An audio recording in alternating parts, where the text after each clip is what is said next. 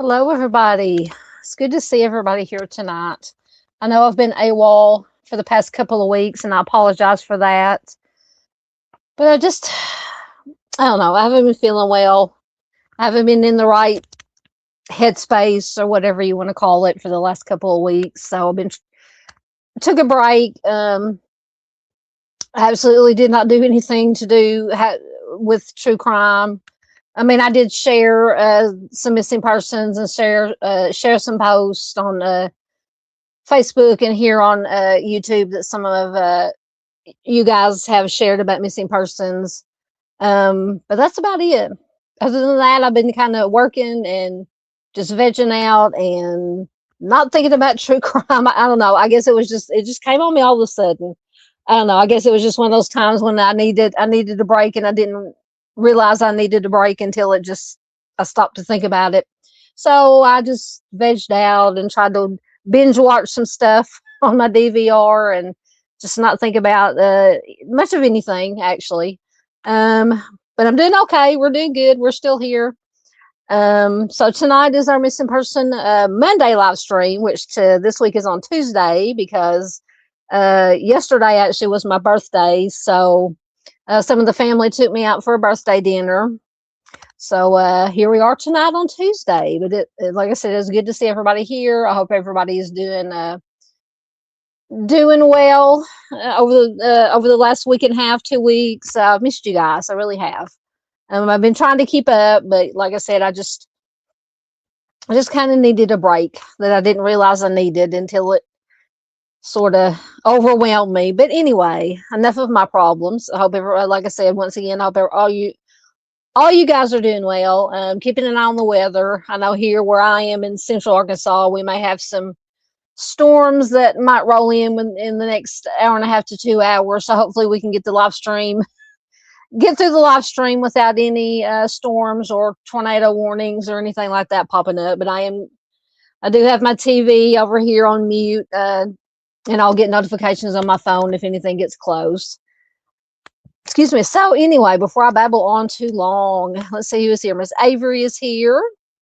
Miss Farr is here. Miss Marion is here. Good to see you, Miss Marion. Let's see. Chris is here. Mustang is here. And I don't know what it is. Maybe it's StreamYard, but some of these comments are really, really light. I can't hardly read them. But anyway, I will do my best. Chris is here. Miss Paula is here. Chris says, go Knicks. Is that basketball, I'm assuming. It's nice to see you too, Miss Paula. Thank you, Mustang is getting in the links. Miss Miranda is here, and she has been a member for 2 years, 24 months. Thank you so much, Miss Miranda. So let me find the moo cow. She's the cow always hides from me. There she is.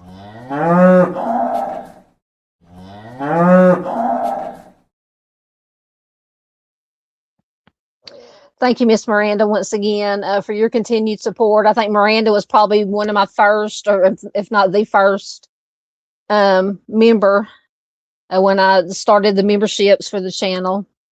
But me and Miranda go way back, as a lot of us do. Before I had a channel, before some of the other you guys had channels, we would see each other in different chats and kind of get to know each other through other channel chats, mostly Mr.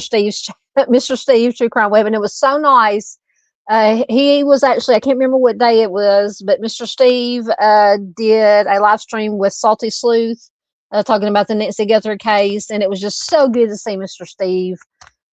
Steve again. But we all know he is out doing the good work, boots on the ground, helping families free of charge through his nonprofit organization to help some families get some answers, get some closure, things of that nature. So we all love Mr. Steve around here. But it was good seeing him, seeing his face, hearing his voice, giving his insights. Let me see. Let me get caught up real quick. There's Miss Lisa Joe. How you doing, ma'am? I hope you're doing well. There's Josh. Hello, Josh. Please check out Josh at his channel, Where Lavender Grows. Josh says, good evening from Texas. I hope it's good in Texas today. Absolutely. Miss Marion says, hello, everyone. Miss you all. Nice to see you all here. Absolutely. We are always glad to see Miss Marion here. Yeah, it could have been the aliens. I don't know. Josh says AWOL. I'm not saying it was the aliens, but I know it could have been. It could have been the aliens. I'm trying to think if any of the shows I was binge watching were alien themed. I don't think they were.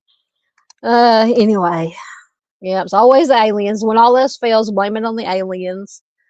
Oh, Miss Lisa Joe says she's been away too.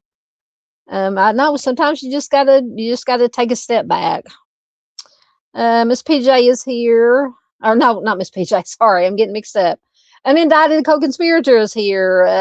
Gonna be lurking, listening. Gotta have both eyes on my patient. What kind of patient do you got? It's my southern. What kind of patient do you have for the next little bit? Here's a new name for me, Clark 7895. Thank you for joining us. Apparently, you know Josh. It says long time. He told Josh, long time no see. It is good having you here. It's always good to see new names here to learn about these cold cases. And tonight we're going to be talking about, I think I have 5 cases from Worcester, Massachusetts that we're going to be talking about tonight. So I'm excited about that. Excited to get this information out to help bring more awareness. Yeah, I've been oops, can't get my fingers to work. Yeah, I've been keeping up since I got Facebook back. I've been kind of keeping up with what's been going on with you there, Lisa Joe. What's crazy stuff. So you stay safe, Miss Lisa Joe. Absolutely. Thank you, Miss Marion. Thank y'all for all the happy birthdays. I turned 55. I'm not going to acknowledge any more birthdays. Of course, I think I said that when I turned 50. So, anyway. Yep, I'm a Taurus. Josh says we're both Tauruses. Always take time for self care. Learning that as I get older. Yeah, especially when you get older. Yeah, sometimes sometimes that feeling of being overwhelmed and just being in the wrong headspace. It creeps up on you, and it's there. Kind of overtaking you before you realize it, and then you got to say, "Whoa, okay, I got to take a step back for a little bit." And that's kind of what happened to me a couple of weeks ago. I was just I don't know. It's hard to explain, but any of you guys who've been through it, sometimes things from the past will just bubble up to the surface unexpectedly and get you thinking and get your head all messed up. And I think kind of that's a little bit of what happened to me. Things just started creeping up on me. And anyway, but I'm fine. Everything's good. So we can all make it through it together. Absolutely. Mustang says, let her know if she's missed anybody's links that has channels. Clark says, hi, everyone. First time here. Glad to be a part of this evening with y'all. Well, we are glad that you are here. Absolutely. The wind's starting to pick up outside, but I don't think there's anything close to it. It's been windy all day here, though, when I was trying to work. Delivering those groceries. It's blowing me around a little bit today. Yeah, you've been a Mustang says my membership started over for some reason. I know I've been around membership for more than a year. Yeah, most definitely. Let me see. Yes, I saw that. Josh says that Mr. Steve has also been on the Drunk Turkey show. Yes, I watched that one too. Absolutely. Yes, check out Salty Sleuth. I like her. I listen to her quite a bit when I have the time to get caught up and do replay crew on live streams. I think she might have here a while back and popped in a few times. But yeah, she does really good work. It was good seeing her and Mr. Steve working together. Yes, the true crime. You can check out truecrimeweb.com. I'm trying to think if I used to have that bookmarked in but you can just go to Google and just put in truecrimeweb.com and it will take you to all the links to the nonprofit organization and everything you can do through there. So yeah, it's a really good cause, Mr. Steve, for anybody who doesn't know, who may be new here. And by the way, thanks for anybody who's watching replay. Thank you so much. We love our replay crew. And as always, please do leave me a comment down below to let me know that you are a replay crew. But yeah, Mr. Steve is a former law enforcement, former CSI. He does have his True Crime Web YouTube channel, but now he hasn't done as far as anything new, done a lot on his channel. But like I said, he is out on the boots on the ground, traveling across, crisscrossing the United States, helping these families free of charge through the nonprofit. Like I said, to help get some answers, get some info, anything he can do to help families of missing loved ones or anybody who's had a family member maybe the victim of a homicide or some kind of suspicious circumstances. He and his team, he's got a big team, more than one team actually. I think he said the other night he had a team on the West Coast, team on the East Coast. So he's got lots of good people helping out, trying to help these families, which is the most, aside from the victims, the families obviously are the most important people in these cases, missing persons, unsolved homicides, things of that nature. Families are very, very important. Let me see. Chris says he's a Cancer. Hey, Mark, good to see you, my friend. Always good to have you here.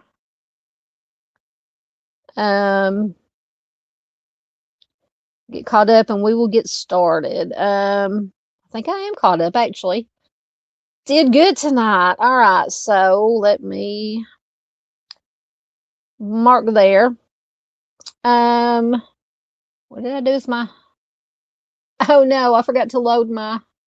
1 second, I forgot to load. I thought I had it loaded.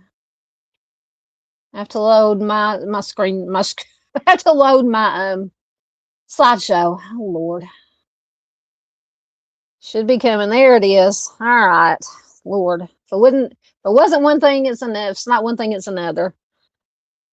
All right. So like I said, tonight we're going to be talking about some missing persons, mostly cold cases. I feature a lot of cold cases on my channel. Once again, for anybody who's new here. So tonight we're going to be looking at missing person cold cases from Worcester. And I'm assuming I'm pronouncing that right. That is the only way I've ever heard all my life. Worcester, Massachussetts is how I've heard it pronounced. So anyway, sometimes I get comments, well, you're not, after somebody watches a live stream or video, well, you didn't pronounce this city right, or that. Well, I'm sorry. And I always try to apologize in advance for mispronouncing city names, town names, people names. So I apologize in advance for any mispronounced things here tonight. All right. So first we have Sabrina Hatheway. And the basic information I'm going to start out with, as always, is from the Charley Project. And then if I'm able to find on Google any public news sources, any additional information, any updates, any interviews with law enforcement who worked on the case, any interviews with family members, I always try to do my best to find whatever I can on that. But everything... the links to all the public news sources, online sources that I use are in the description box as always. So please do check them out. Read them at your leisure, share them out to help bring more awareness, whatever you want to do with them. But Sabrina has been missing since December 21st, 2014 from Worcester. She is a white female, just 23 years old when she went missing. 5'2" to 5'4" tall, and 110 to 130 pounds, with brown hair and brown eyes. She does have a tattoo of the name Juliezer. Don't know if I'm pronouncing that right. It's spelled Julizer. She does have angel wings on her chest. Her nicknames are Bina and Bina, and her ears are pierced. And it does note, according to the Charley Project, that she does suffer from bipolar disorder, and she is classified as disabled. So Sabrina was last seen on December 21st, 2014. She left her aunt's house to say that she was going for a ride with a friend and that she would be right back. Unfortunately, she never returned. She left all of her belongings behind. So that always tells me, unless you're just going to walk away from your life and have the funds or whatever to buy all new clothing or whatever, that, anybody who leaves and leaves all their belongings behind, just my opinion, is plans on returning at some point. So authorities later learned the friend that she went out with was actually her ex-boyfriend, whose name is Kevin K. Crozier. So keep that name in mind. They had lived together in his grandmother's home in the 10 block of Dixiefield Road until shortly before her disappearance. But Sabrina had moved out of his home on December 13th. So she moved out of that home on December 13th. Last time she was seen was December 21st. So a little over a week after she moved out.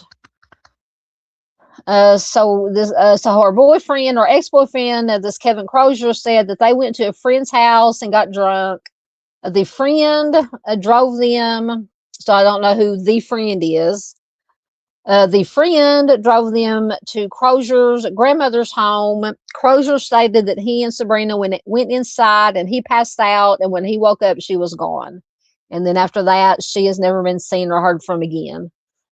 On January 1st, the Dixiefield Road or the Dixfield Road residence burned down. So that was, I believe, the grandmother's home, if I'm not mistaken. I think I do have an article that will go into more detail, but I think that was the grandmother's home. Burned down. Now, it might not have been, but I believe it was. Anyway, I try not to give out any false, wrong information. I do the best I can to give the correct information. So on January 1st, the Dixfield Road residence burned down. And then in March, Kevin Crozier and two others, Scott T. Phelan and Lionel Bermudez, were charged with arson in connection with that fire. Authorities believe that Crozier offered Phelan and Bermudez a cut of the insurance money on the house, which was valued at around $134,000. But surprise, surprise for them, it turned out that the house wasn't insured. So they did all that for nothing. They shouldn't have done it in the first place, but it was all for naught. So Phelan and Bermudez, these friends who allegedly helped Kevin Crozier burn the house down, they do both have criminal records for illegal substance offenses. Crozier, who previously served several years in prison for robbing and beating an elderly man, he's a special there's a special place down below for him, in my opinion. I'm sorry. If you mess with anybody, it's bad enough. But when it comes to women, or when it comes to children and the elderly, you don't do that. You just don't do that. So Sabrina's loved one stated that he was very abusive towards Sabrina. He maintains his innocence in her disappearance. He says he loved her, all that. In March of 2017, Phelan and Bermudez pleaded guilty to arson and conspiracy. Crozier, who is the ex-boyfriend, was found guilty of the same charges. But it says all of them have since been released from prison. So they are out in society. So even if they, just my opinion, even if they didn't, if the ex-boyfriend, I'm not saying he did, if the Kevin Crozier, the ex-boyfriend, didn't have anything to do with Sabrina's disappearance, in my opinion, and these, he's not a good man. Anybody who would rob and beat up an elderly gentleman, that's just not a good person. So Sabrina did receive Social Security disability benefits at the time of her disappearance.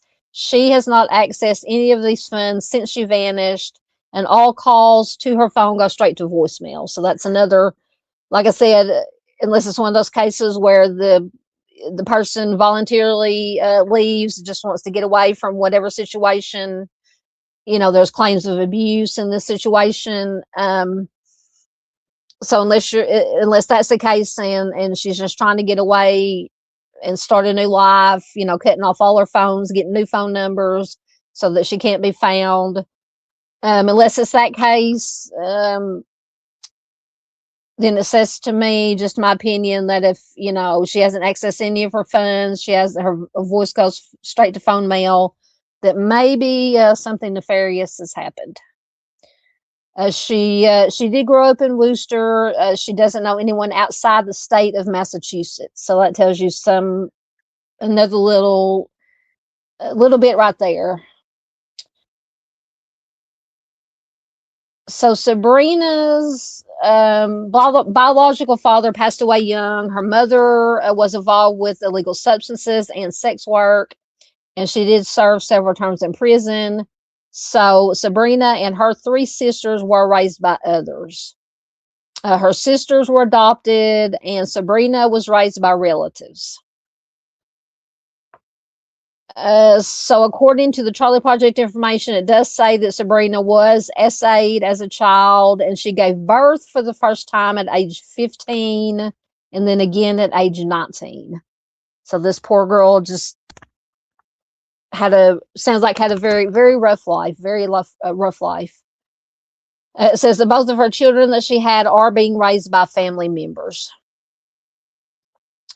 It says, although she and her mother did often argue, her mother stated that it would be very uncharacteristic of her to go so long without contact. Her mother passed away in 2017, 2.5 years after Sabrina disappeared, after a domestic DV incident with her boyfriend. So that's another sad. And I'm trying to think, I did come across a couple of articles about her mom's passing. Just very horrible, just horrible. So her mother's boyfriend was charged with assault and DV in connection with what happened, and he was sentenced to 7 to 10 years in prison. So, I mean, I don't know. Maybe he made some kind of deal, but I mean, if you are involved in a DV incident that ends with the death of your partner, your wife, I don't know, just my opinion, but let me know absolutely in the comments. To me, that deserves more than 7 to 10 years. Sabrina's loved ones fear that she is deceased. It is unclear whether her disappearance is related to the arson case.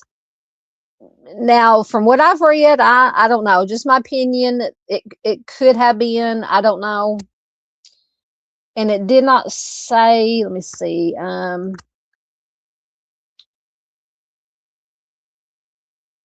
So it was Kevin's grandmother's house. Kevin's grandmother's house was the house that burned down, if I'm correct, reading this correctly. And that was the last place that Sabrina and Kevin, no, they went to a friend's house. No, well, yeah, so they went to a friend's house, and then the friend who they were partying with drove them to Kevin's grandmother's home. And then that was basically the last time that Sabrina was ever seen or heard from. So it is possible, just possible that the arson might have had something to do with her disappearance. If something happened in that house, maybe they were trying to cover up evidence or something of that nature. This is just thoughts on my part, speculation on my part. But if you do have any information regarding Sabrina's case, you can call the Worcester PD at 508-779-8651. And let me see what I had.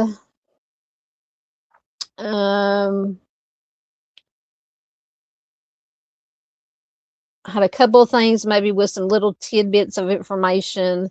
So this is from truecasefiles.com, and I use this. I've used this before. Sometimes it'll have little nuggets of information or little snippets from interviews that you can't find anywhere else. But it says Sabrina Hatheway has been missing since December 2014. The then 23-year-old vanished in Worcester, Mass. Sabrina's family members last saw her at her aunt's home on December 21st, 2014. Sabrina told her aunt that she was going for a ride with a friend who turned out to be the ex-boyfriend, Kevin Crozier, and would be back shortly. And she never returned. Family members grew concerned after days had passed without any contact from Sabrina. Those concerns intensified when she did not show up or call anyone on Christmas.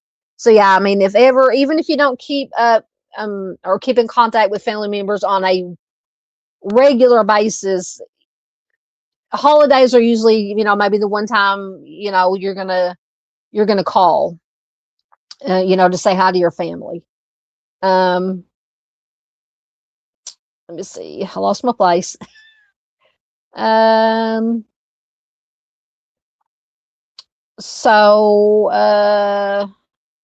Sabrina's loved ones eventually learned that her boyfriend, Kevin Crozier, was the last person to have seen her. Sabrina and Kevin had been living together at a house owned by Kevin's grandmother on Dixfield Road, but Sabrina had moved out about a week before her disappearance. And according to family members, once again, according to them, Sabrina's relationship with Kevin was volatile. which further contributed to their concerns when Sabrina fell out of touch. So Kevin would later claim that on the evening of December 21st, he and Sabrina went to a gathering at a friend's house. Both drank at the gathering. They ended up being driven home by a friend to the residence on Dixfield Road, the grandmother's house. Kevin stated that both he and Sabrina passed out shortly after arriving home. And then he said that when he woke up the following morning, that Sabrina was just gone. She was gone, yet she took nothing with her at all. After Sabrina went missing, events followed that built even more suspicions against Kevin Crozier. Still, he has never, keep in mind, he has never been charged with anything pertaining to Sabrina's disappearance. As such, the events following Sabrina's disappearance further deepened both the mystery and tragedy surrounding her case.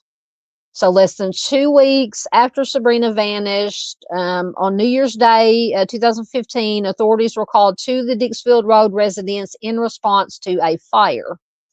An investigation later revealed that the fire was a result of arson. A news report about the fire states that, quote, investigators discovered a burn pattern leading through 3 rooms in the house. A canine alerted to the presence of a potential accelerant on the bed, floor, and the hallway. So that, like I said, if we just go down the avenue of something happened to Sabrina in that house, I find it interesting that the canines picked up the accelerant leading down a hallway into a bedroom and onto a bed. So that, to me, in my mind, just my opinion, would say maybe something happened in that bedroom on that bed that they were trying to cover up some kind of evidence. Less than, okay, I already read that. So evidence eventually pointed to Kevin Crozier himself being responsible for the arson at his own home. Police learned that Kevin had offered $1,000 to men named Scott Phelan and Lionel Bermudez in exchange for their help burning down the house.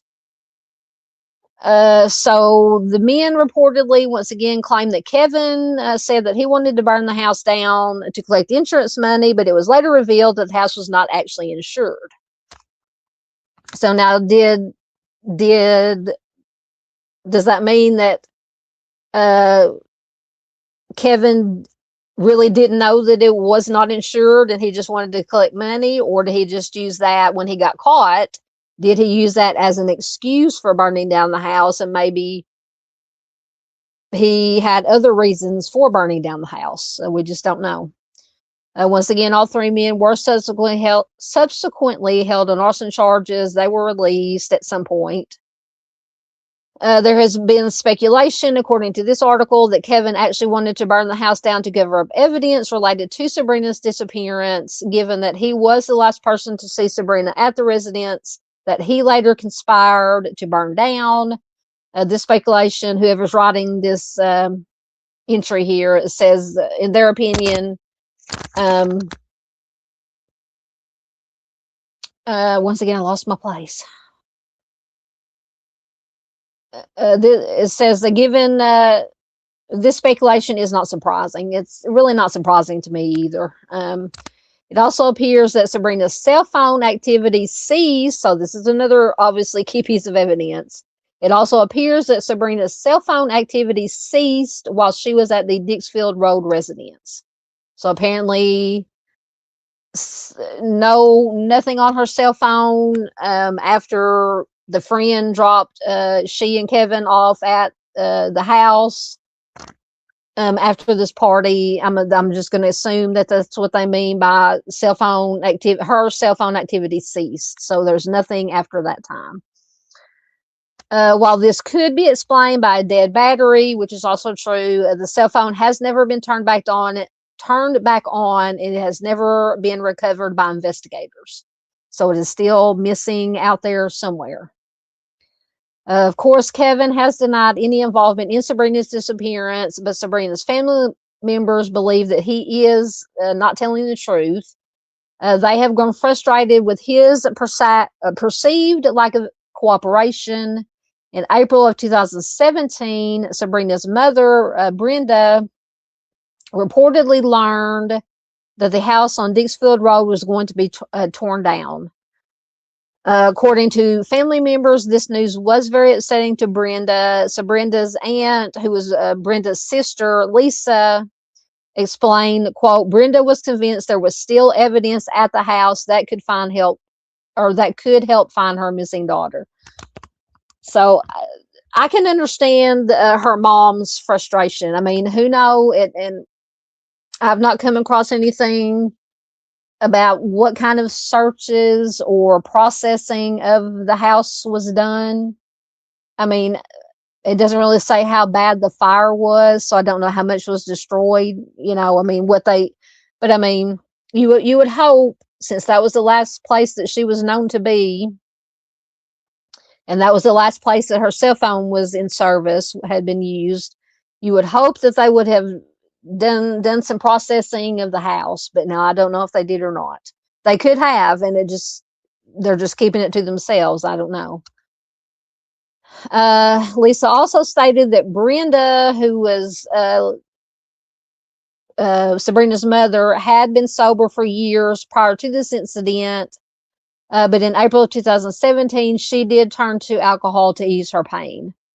What happened next would mark yet another tragic event for the Hatheway family.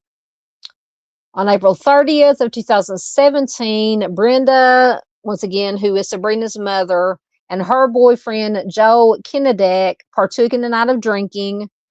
Brenda and Joe have been together for years. They do have a son together. In 2017, the couple lived together in an apartment in Webster.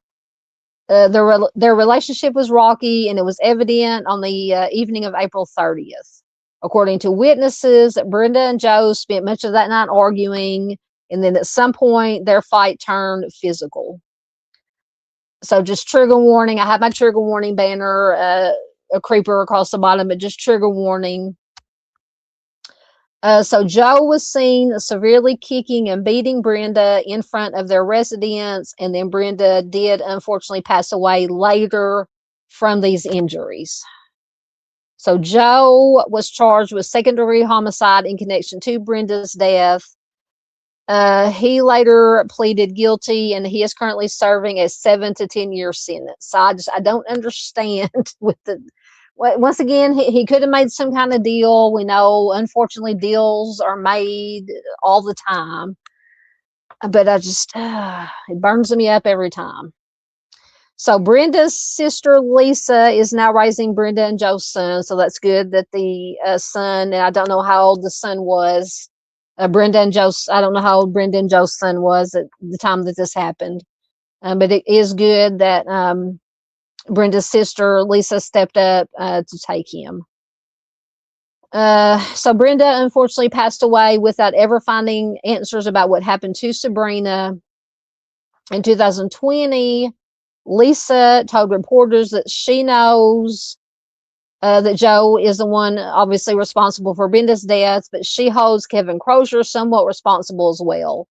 Lisa stated that Brenda was very frustrated because she believed that Kevin was denying knowledge of Sabrina's whereabouts. Lisa believes that these frustrations are what drove Brenda to begin drinking again, and that's absolutely horrible and sad, but at the same time understandable. I mean, you know, it's just a horrible situation all the way around. So on May 25th, 2018, Kevin was sentenced to 6 years and 1 day for the arson charges. He received credit for the 3 years he had already served, and then in April of 2020, Kevin was paroled. So Kevin, as far as I know, is out on the street somewhere. Meanwhile, Sabrina remains missing to this day. Sabrina's loved ones still believe that Kevin is responsible for her disappearance. Once again, he has never been charged with anything related to Sabrina's case. Still, there have not been any other publicly reported suspects to date. Now, that doesn't necessarily mean that law enforcement does not have any other persons of interest or suspects, but maybe they just haven't. We all know that law enforcement holds back information, and a lot of times if they don't publicly release or say, publicly release a name as a suspect or person of interest, it's maybe they don't want to spook them and scare them off. They're trying to get evidence, if there is any to be had, to try to build a case against persons. So they just want to kind of make them think that they're kind of safe, and just don't want to spook them, to give them any chance to run or to destroy any potential evidence or anything of that nature. Sabrina's family members now fear that the truth about what happened to Sabrina may never be revealed. Also, Kevin is not on the streets. Sorry, it's been 2 weeks since I've read this information. Oh no, he is still alive. But in April of 2021, Kevin and another individual were GSW'd on John Street in Worcester.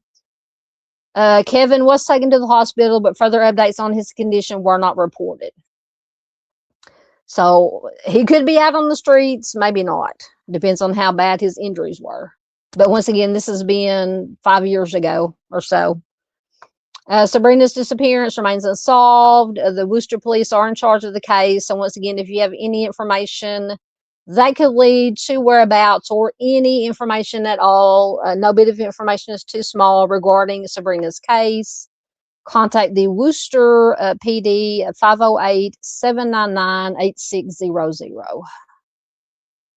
So yeah, it's just this whole family between Sabrina disappearing, what could have happened to her, and then her mom passing away very violently in this DV incident. It's just, I mean, how much can one family take? I mean, it's just unreal. So let me see what else I have. And I will get caught up in your comments quickly if I can get my articles to load as usual.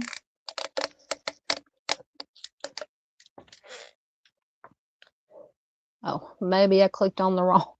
Maybe I clicked on the wrong link. Oh, that was the right one. Maybe let me get caught up on some of your comments while I'm waiting for a picture or for articles to load. See where I left off at. Ooh, lots of comments. Hold on, guys. Hold on. Oh, there's where I left off. Okay, I found my little blue star. Let me see.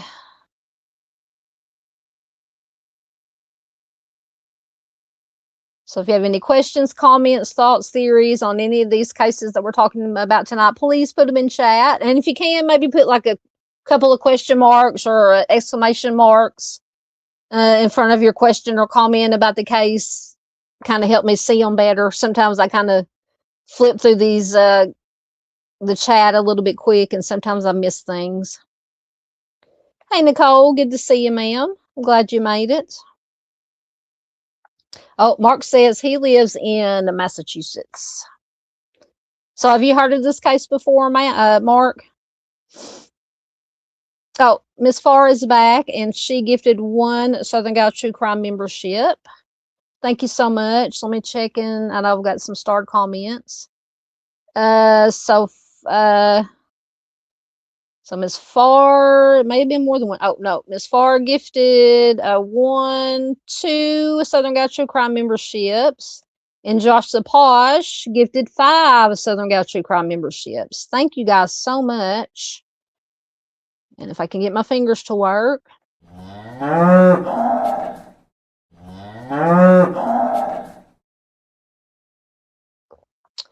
Thank you so much once again to Miss Farr and Josh Sapaj for gifting the memberships. You guys can let me know on the YouTube side who got the memberships. I can't see them on StreamYard. I gotta get back down to where I was. Oh, I went down too far. Oops. Hold on, going the wrong way. Um, yes, Nicole says we get to hear the cow. Yes, you got to hear the cow. Um, yes, absolutely. Miss Paula says congratulations.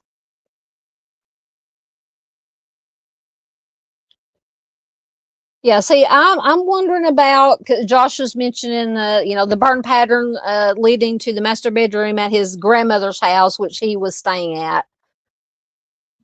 That just, now this is just purely my opinion, purely speculation on my part, nothing concrete as far as being reported by law enforcement, but that would just, in my thinking, I mean, I know he used the excuse that he was going to burn it down to get insurance money, but it just so happens there was no insurance on the house.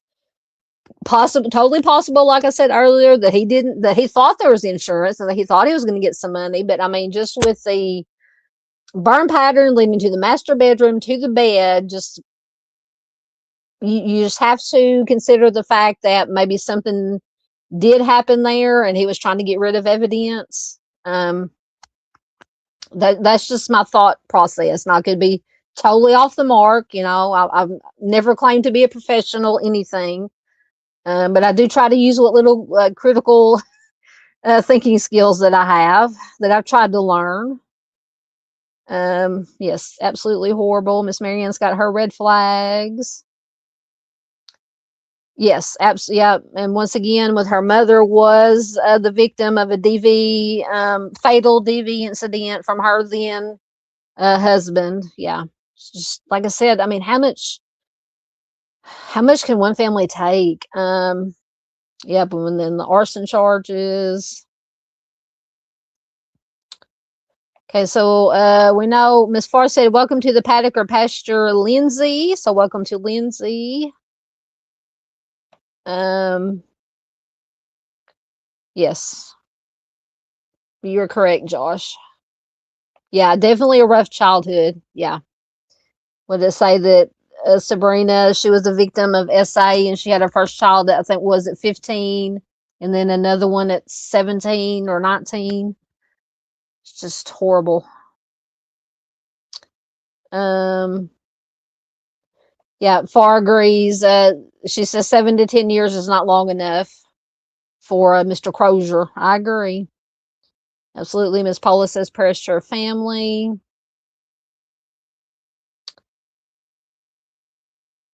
I agree. Miss Marion says if you take a life, you should serve life. I agree. I agree. Most definitely, kind of like that, an eye for an eye. If you take somebody's life, your life should never be your own anymore. You should spend it locked up.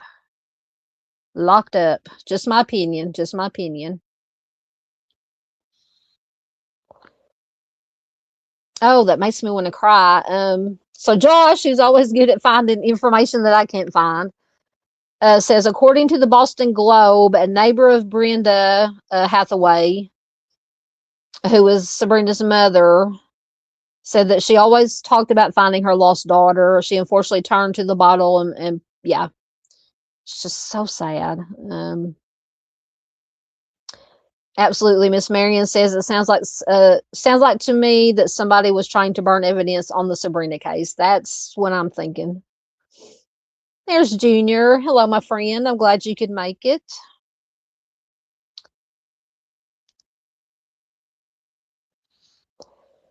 Yep.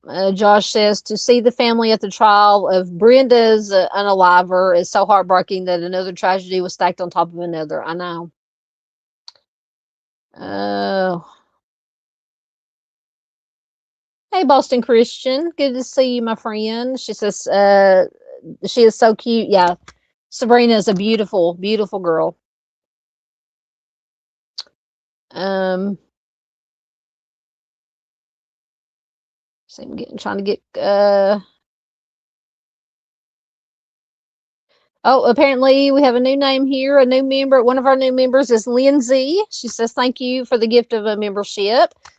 Congratulations, Lindsay. We are glad to have you here. You can thank either Josh Sapage or FarQ, but we are glad to have you here. Welcome, welcome.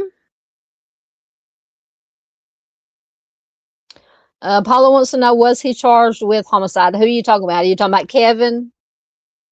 If you're talking about Kevin, Sabrina's boyfriend, no, he was not charged. He's never been charged with anything in connection to Sabrina's disappearance and possible homicide. He was just charged with the arson of the house. As far as I know, nobody whatsoever has been charged in connection with Sabrina's case. Miss Marion says, hello, everyone. Sorry I can't get to all of you. My hands hurt from doing gardening. Oh, bless your heart, ma'am.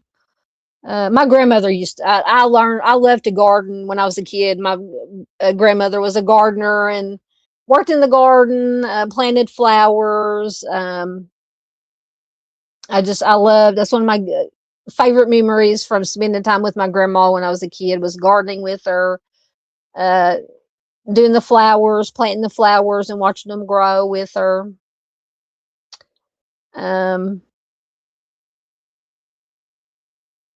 Once again, we're glad to have Lindsay here. She says, hey, y'all, first time joining in on Southern Gal True Crimes Live. Well, I hope you enjoy it. Do you want another moo, Josh? I'll give you another moo. Hold on.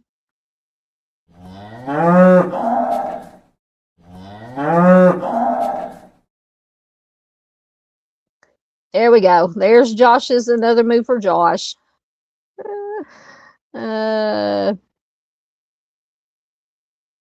Thank you, Junior. Junior says, hey, Lindsay, we've got a great group. Welcome. Yes, we've got a wonderful, safe, organic community. I love this community so much, so much. All right, I think I am caught up again. So let me see. Oh yeah, I was trying to load it. Oh, I can't reach the page that I was trying to load. Let me see. See if I can get anything else to load. Goodness gracious. I might have to, let me close out the tab and start a new tab. Sometimes that works.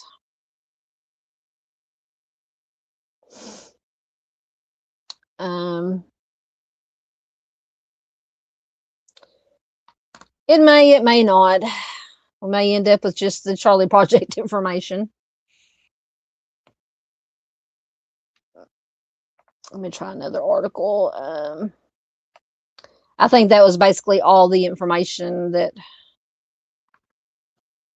there is to be had. I mean, I don't think I was able to find any, as far as Sabrina's case is concerned, any interviews with law enforcement or family members or anything of that nature. And none of those articles are coming up. So we'll move on to the next. Next, we have Robin Vaudrieul. I hope I'm pronouncing that name correctly.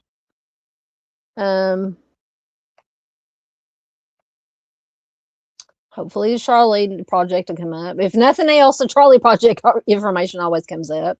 So Robin has been missing since April 17th, 1995 from Worcester. She is a white female. She was just 32 years old when she went missing. She'll be 63 years old as of 2026. When she went missing, she was 5 foot 1 inches tall and 110 to 125 pounds with brown hair and blue eyes. It says that she is farsighted. She does require eyeglasses, but she does not wear them. She has a 1-inch scar on her chin and a 2-inch scar on her cheekbone. And just random fact, her shoe size is 5.5. Her last known clothing was a dark colored sweatshirt and sweatpants and a dark colored satin motorcycle jacket with a patch type emblem on the back.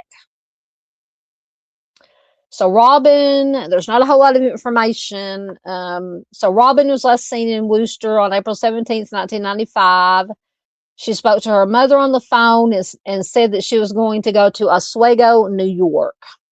I don't know if she gave any kind of explanation as to why she was going to Oswego, New York. Don't know if she was planning, if she had friends there, or if she just wanted to visit there. But at any rate, after this phone call to her mother, she has never been seen or heard from again. She has no known connection to Oswego, which makes, why would she be going to Oswego? And like I said, unless she just wanted to visit, because if she had no known connection, now that doesn't necessarily mean that she didn't have acquaintances or people that she had talked to in Oswego. Maybe that she just hadn't told her family about. It says that she does have a history of hitching rides with long haul truckers, so that raises my hackles right there, right, red flags. Her case remains unsolved. So once again, if you do have any information on Robin's case, contact the Worcester PD at 508-799-8651. Let me see if I was able to find. I don't think I was able to find anything. She is listed on NamUs, but I don't think NamUs had any more information than the Charley Project. Once again, if it will come up. Come on.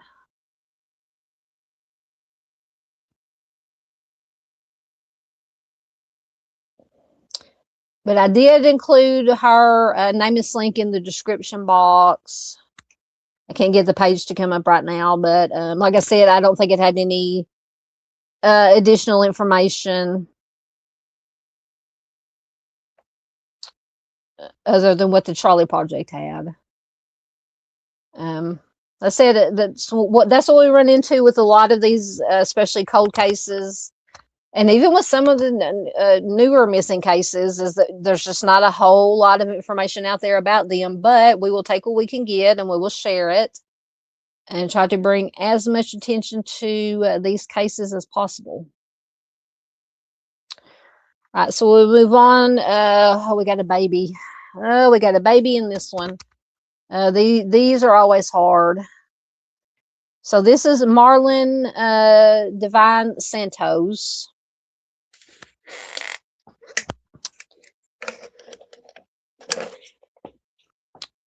He has been missing since November 5th, 1998 from Worcester. He was just 5 months old when he was last seen. He is an Hispanic male. 2'1", 15 pounds, no known last clothing, black hair and brown eyes.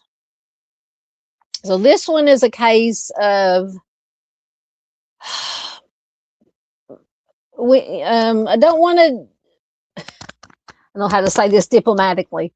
Don't really want to bash on the foster care system, but we all know that there are failures in the foster care system, and I think maybe this might fall under that category. Because the Charley Project does have a whole lot of information. I don't know if I was able to find any other. Yeah, I was able to find a couple. I don't, if they'll come up, but. So apparently, baby Marlon was placed in a foster home in the 100 block of Eastern Avenue in Worcester in October or August of 1998. His caregivers were Jose M. Castillo, who is that smaller picture on the slide with the red border around it. That is Jose. And Yolanda, either L or I Castillo. Baby Marlon's biological mother was homeless and frequently left him with others for days at a time. And Marlon, unfortunately, tested positive for substances at birth. His biological father was seeking custody of him when he disappeared.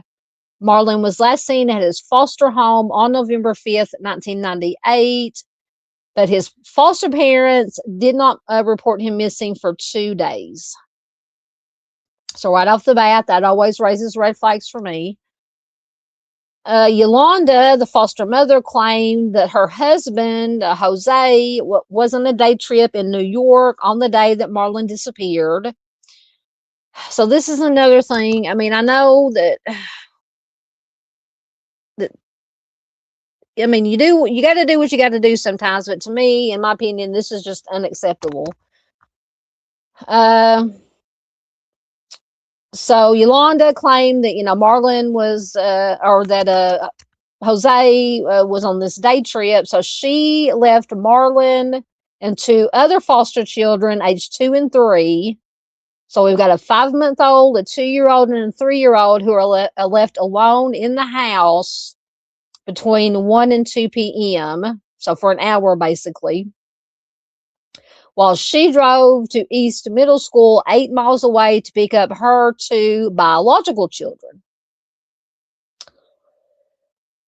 And once again, I never like to judge because I know parenting is very hard. I don't have any myself, but I've helped raise plenty. But I mean, who would leave a 5-month-old, a 2-year-old, and a 3-year-old alone in a house for an hour? Even if they're sleeping, even if they're all down for a nap, let's say, anyway. So she drove to East Middle School 8 miles away to pick up her 2 biological children. So according to Yolanda, when she returned, that's when she found baby Marlon gone.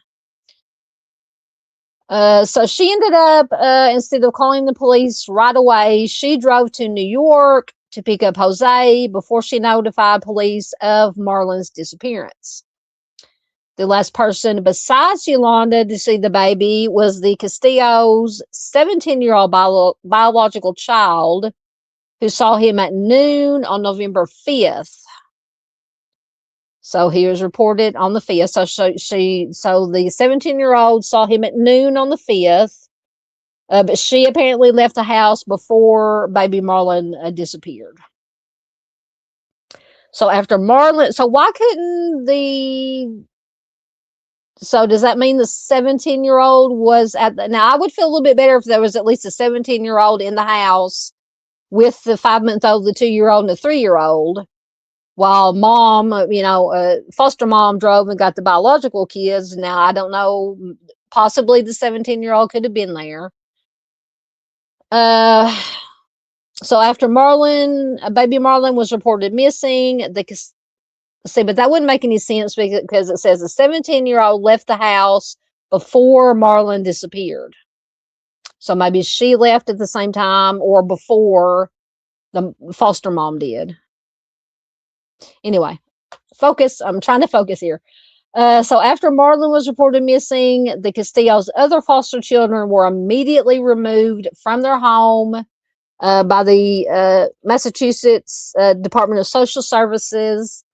6 weeks later, their biological children were also removed, though they were later returned to the home. So apparently the biological children were at some point returned to the home, but the other foster children were not. So the Castillos were both ministers in 1998, and they had cared for 51 foster children since 1993. Which to me, 51 seems like a lot, but I mean, maybe not. I mean, sometimes the foster parents is kind of a revolving door sometimes. So from 1993, so basically 5 years, from 1993 to 1998, they had fostered 51 children. And then baby Marlon disappeared in 98. Sorry, sometimes I have to go back and check my dates.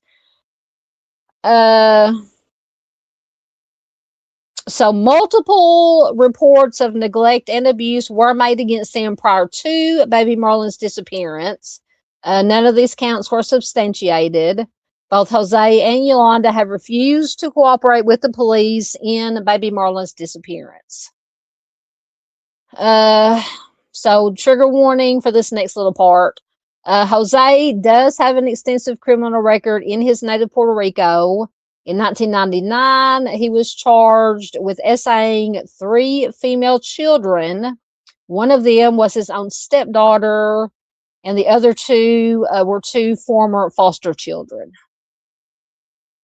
So no matter if he had anything to do with baby Marlon's disappearance, once again, in my opinion, he is not, obviously not a good man. Authorities stated that the SA allegations came to light when they were investigating baby Marlon's disappearance. In 2000, Jose was convicted of assaulting one of his former foster daughters. He was sentenced to a term of 5 to 7.5 years in prison. Once again, with these sentences. In October of 1999, the police received information that baby Marlon's remains were buried on the banks of the Wachusett Reservoir off of Route 71 in Boylston, Massachusetts. I don't know how far that is from Worcester. They did search the area. They did find torn baby clothing, a diaper, and some pieces of plastic. And they do believe that little Marlon's body may have been wrapped in that plastic and at some point, or it could still be there and they just haven't found him. He could possibly be buried somewhere in that vicinity. It says no indication of human remains was located. Laboratory analysis of the items located did not turn up any clues, such as hair, blood, or any body fluids that could lend themselves to any kind of DNA testing to see if it was possibly baby Marlon. Authorities stated that there were inconsistencies in the Castillo story, although there are rumors that the child was sold in New York. So that's another possibility, unfortunately, that we have to think about, is that he could have been sold. Police are investigating Marlon's disappearance as a possible homicide. So his biological parents have both been ruled out as suspects in the case, which remains unsolved. So I mean, no matter, because at the beginning, it gave some of the troubles that the biological parents were having, but no matter, I mean, I just can't imagine, either having your baby taken, I'm assuming either giving up your baby or having your baby taken, put into a foster home, and then disappears, possibly, disappeared under nefarious circumstances. You just have to feel, for these parents. But if you do have any information in little Marlon's case, once again, contact the Worcester PD at 508-799-8651. I'm going to try again to see if any articles will come up. They might not. Get a drink here.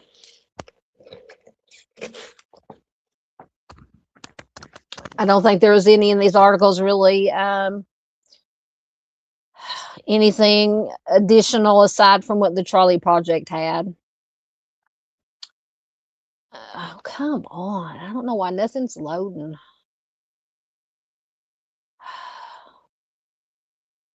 Bear with me 1 minute.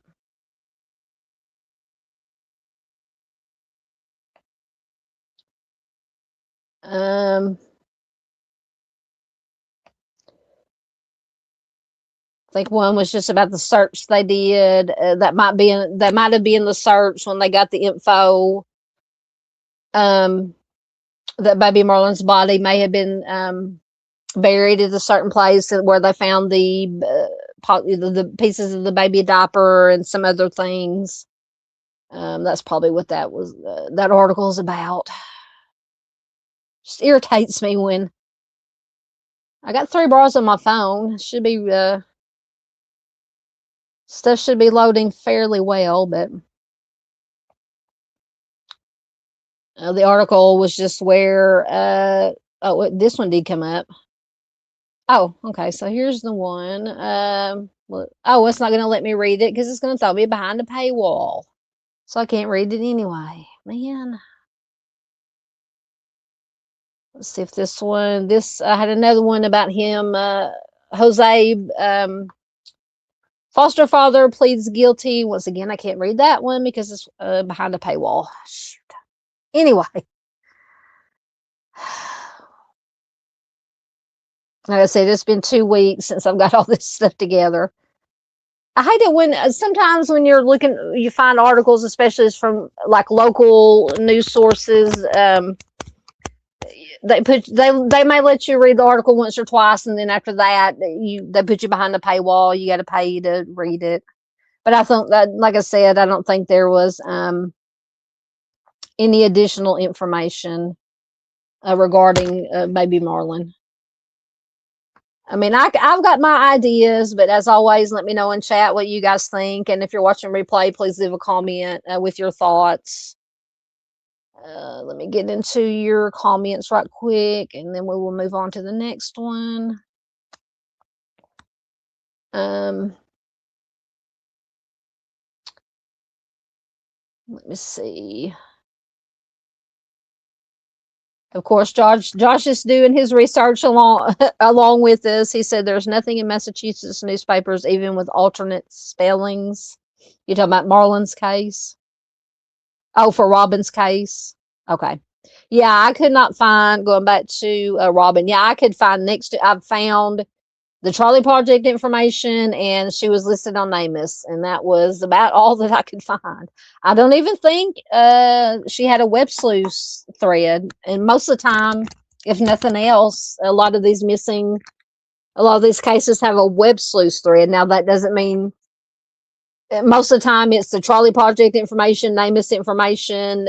Sometimes you might get lucky and they'll have snippets from an article or an actual article that you can click on that's not broken to read the news article. But I just was not able to find anything on Robin's case.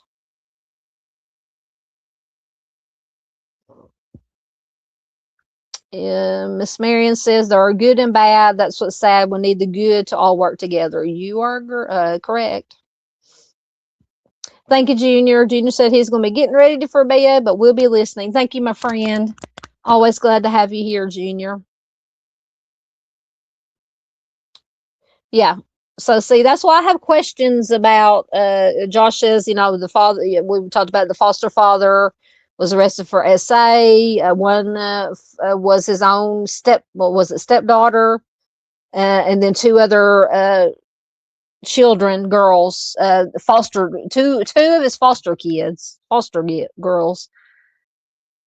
Yeah, like I said, regardless if he had anything to do with baby Marlon's disappearance, he was not a good dude, to say the least.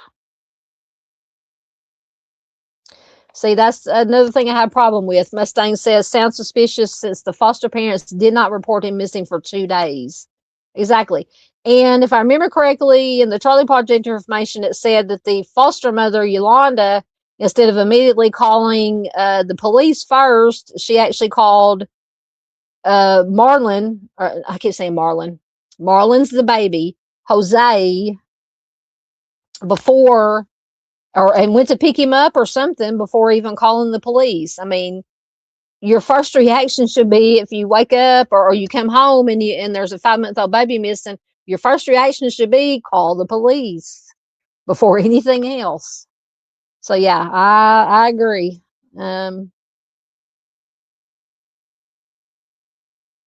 That's what I wonder too. Josh, did you switch on me, Josh? Didn't you come in here first under where lavender grows, or am I hallucinating? Which is entirely possible. Josh says, according to the daily item, DSS removed them, talking about Jose and Yolanda, from the qualified foster parents list after Marlon's disappearance. How were they not removed earlier based on other charges? Yeah, because these other charges that Jose had, I believe, happened way before. Was it like 5 months? Let me go back to the Charley Project information, but they were way before Marlon disappeared, and 2 of the SA allegations that he was charged with was against foster daughters. One was against his own stepdaughter, I believe, and then one was the other 2 were foster daughters. Hold on, let me go back to the Charley Project just to make sure I have my facts straight.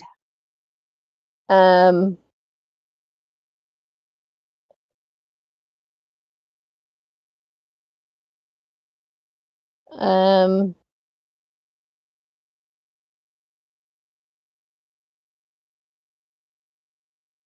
this was after.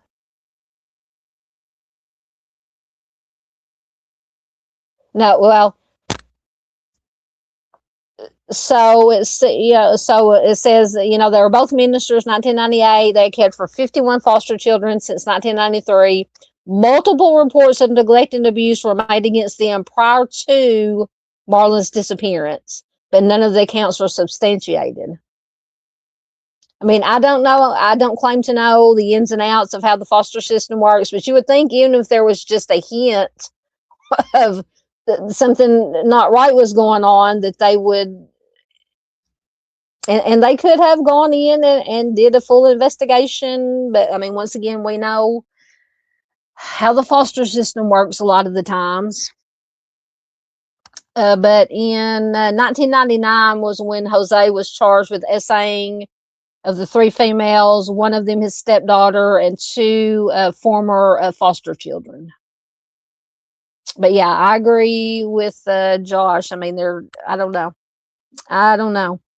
Because I mean, right back before, and this has been, trying to think of how old my youngest nephew is now, 1920. We got him when he was 8. But my baby brother and sister-in-law, they were wanting to adopt, but they had also applied to foster. I mean, rightfully so. They went through had to give blood, sweat, and tears, and a kidney to, and all kinds of background checks. Once again, rightfully so, to be put on the foster parent list. So I don't know. I don't know. I just don't know how these things happen.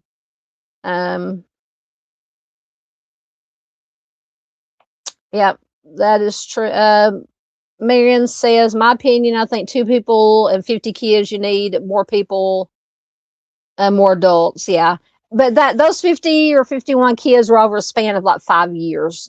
And I don't know if there is, once again, I don't know the ins and outs of the foster system. I don't know if there's a limit to how many children you can foster at one time. I don't know that, but yeah, that's a lot of kids in 5 years. I agree. Mark says he should have no contact with children. I agree with you.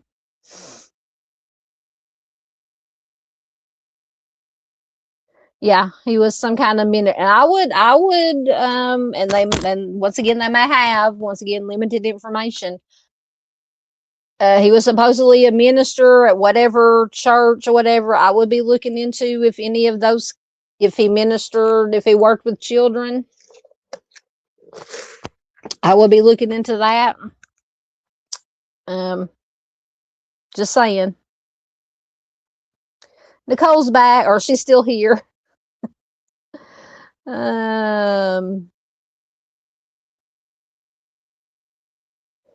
Josh says DSS was unaware of the previous charges against him. How could they be unaware? Did they not contact? I mean, was it in the same? Was it in a different city, different town?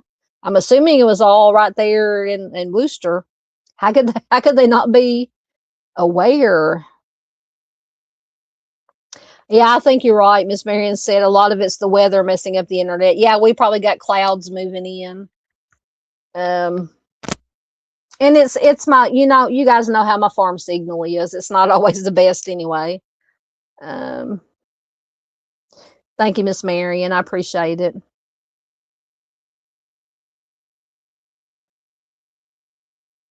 Yeah, still that's still the thing that gets me the most is that Yolanda left the 5-month-old, 1-year-old, and 3-year-old alone in the house that we know of. It didn't say anything about anybody else being there for an hour while she went to pick up her biological kids.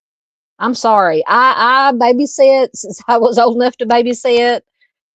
I worked at a daycare for 2 years, 2.5 years, from my 11th grade year, my 12th grade year, my junior year, senior year in high school, and then that summer after I graduated, I worked at a daycare. You just don't leave, You don't leave 5-month-old, 2-year-olds, and 3-year-olds alone, even if they're sleeping. Even if they were sleeping, you don't leave them alone. Anyway. Is that what she said? Josh said that Yolanda, said that she was afraid to report Marlon missing without her husband present. Why would she be afraid? Did she know something? Was she afraid of him? It's possible that she was a victim of some kind of DV from him. But now still, I mean, yeah, he was traveling on church business. Yeah, Josh is calling BS. I am too. Mustang says, sounds like a cover up. I tend to agree with you. Okay, so I wasn't imagining things. Josh says he did come under where lavender grows, but to donate memberships, he has to switch. Okay, gotcha. Miss Marion says people not doing their jobs right. Yeah.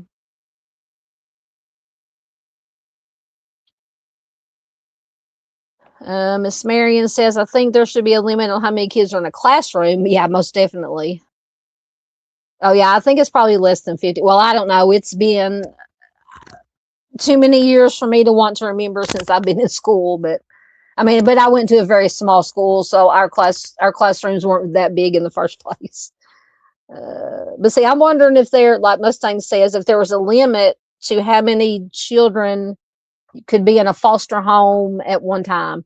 I'm assuming it might go by the size of the house, how many adults are in the house, but most of the time with a foster family, you're going to have a mom and dad, or a mom or a dad or whatever, and maybe some older children, at least teenage years old, that could help out. But I'm assuming, I just hope, I mean, I don't know. I'm assuming that there maybe is some kind of limit to how many foster children can be in a house at one time. Mustang says she got storms today and a bunch of rain in her part of Arkansas. Yeah, it's supposed to start out up there again tonight and then come down, maybe come down this way, depending on how far the cold front comes.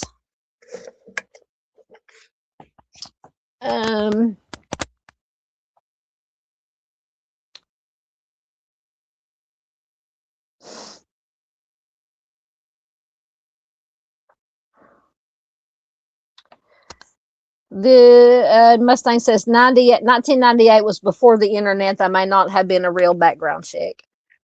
Yeah, but I mean, even with government, what I say, I put government, quote unquote, government computers. I mean, even though we didn't have, the internet, like you said, that we know it today, they had to have some kind of, you would think, with the government computers that aren't for public use, to be able to find out about background checks. But then again, you never know. I don't know. Like I said, I'm not an expert in it. So, Marion says they call them house parents.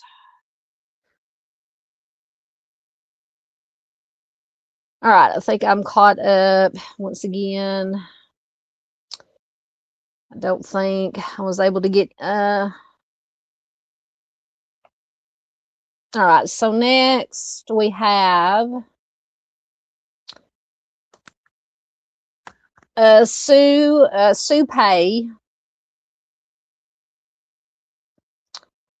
Let me mark where I left off so I can find it again.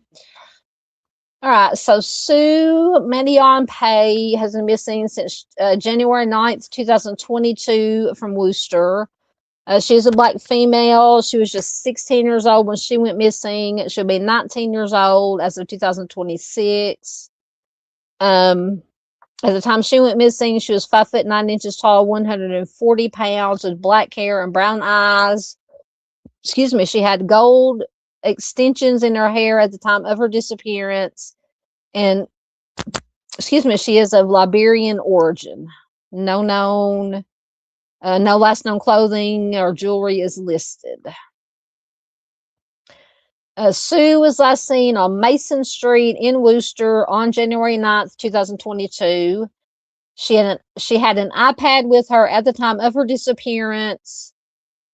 Her mother said that she saw her daughter before she went to church, and when she returned home from church, Sue was missing, and so was an overnight bag and some of her clothes.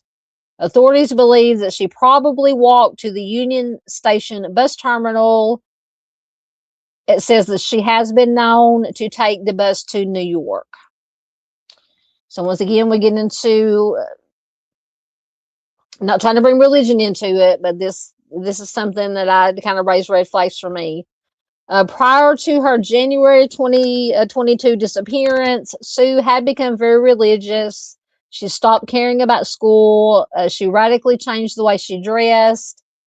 She had apparently thrown out all the clothes that her parents had given her, and her father believes that she may be hiding at a fundamentalist Christian church called the Deeper Life Bible Church in the Bedford Stuyvesant neighborhood of Brooklyn in New York City.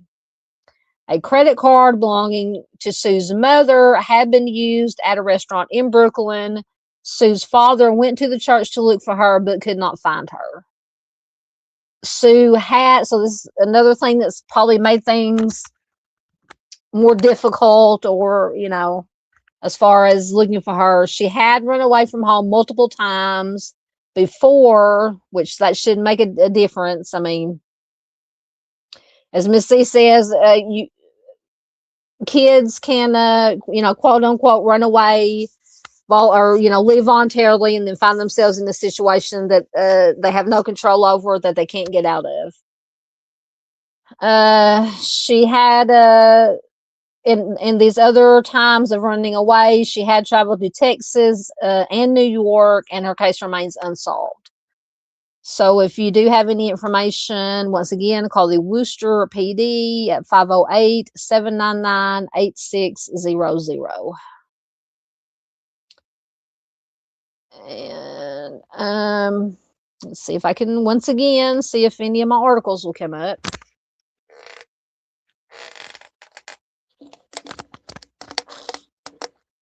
Sorry if you hear my squeaky Sonic cup. Josh says, I thought you said Deeper Life Bubble Church. No, I might have, I don't know, but if I did, I meant Deeper Life Bible Church. Oh, the article did come up. All right, so this article is from pix11.com. I'm assuming it's a local news outlet. It's from February of 2022. So Farley, and once again, I apologize in advance for mispronouncing any of these names. Farley, get the Azon away. Farley Kegbutt drove more than 4 hours from Worcester, Massachusetts Wednesday evening, hoping to find his 14-year-old daughter at a fundamentalist Christian church on Bedford Avenue near Fulton Street. Kegbutt told Pix 11 News outside of the small brick church, quote, "They told me my daughter is in there. I don't know what is in there," end quote. Kegbutt, his brother, and several friends started banging the lock on the back gate outside the church, hoping that someone would open the door, but ultimately they were disappointed. The men were clutching flowers emblazoned with a photo of Kegbutt's daughter, Sue Paye, who has been missing since January 9th. Kegbutt said that his daughter has been watching online videos connected to an organization called Deeper Life Bible Church since she was 14 years old. So how old was she when she went missing? I've already forgot what I said. And it says this is the 4th time that she has left home. Kegbutt told Pix 11 News, quote, "The first time she took off, she went to Texas. That's what she told me," end quote. So I wonder if this, since she went to Texas, said that she gone these other times that she had ran away, she had gone to Texas and to New York. I wonder if Texas has any of these, what are they called again?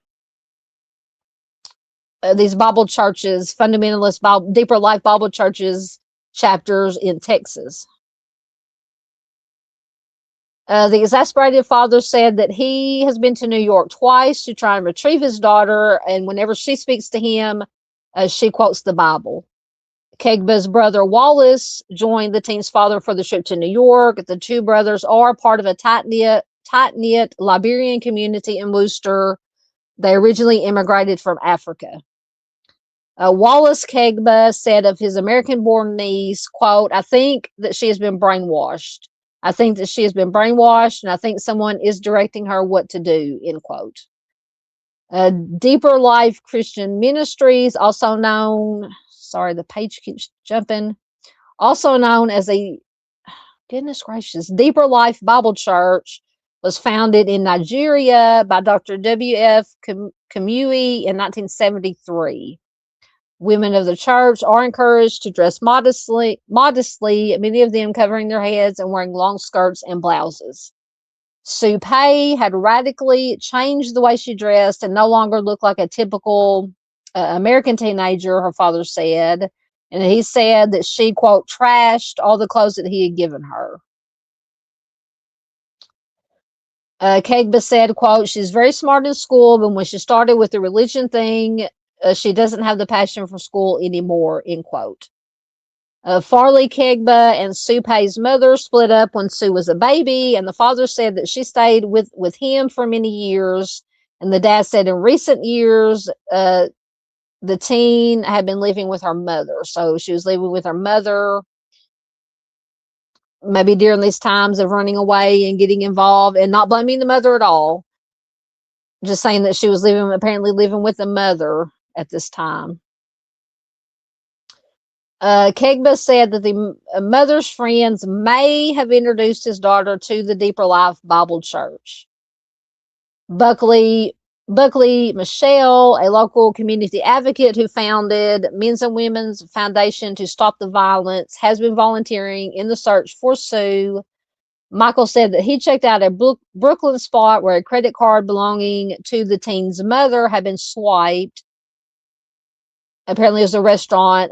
He said, quote, I went to the restaurant where the card was used, end quote.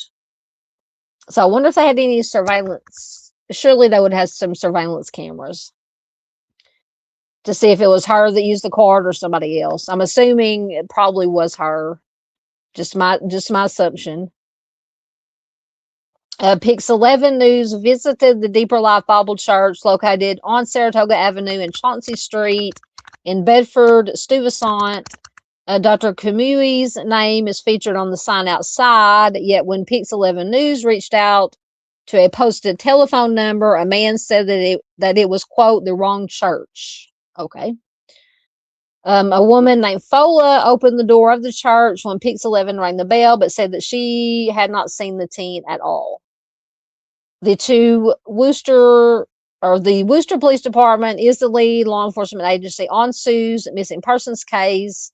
Lieutenant Sean Murtha of the Worcester PD said the teen appears to have left home voluntarily, but the department is treating the case as a high priority due to her age.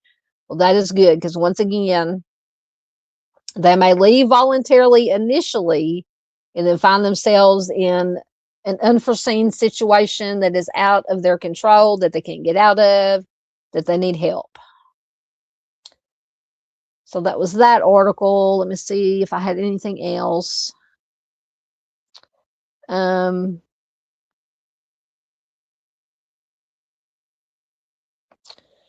Maybe just another article about them searching for her, which might come up or might not.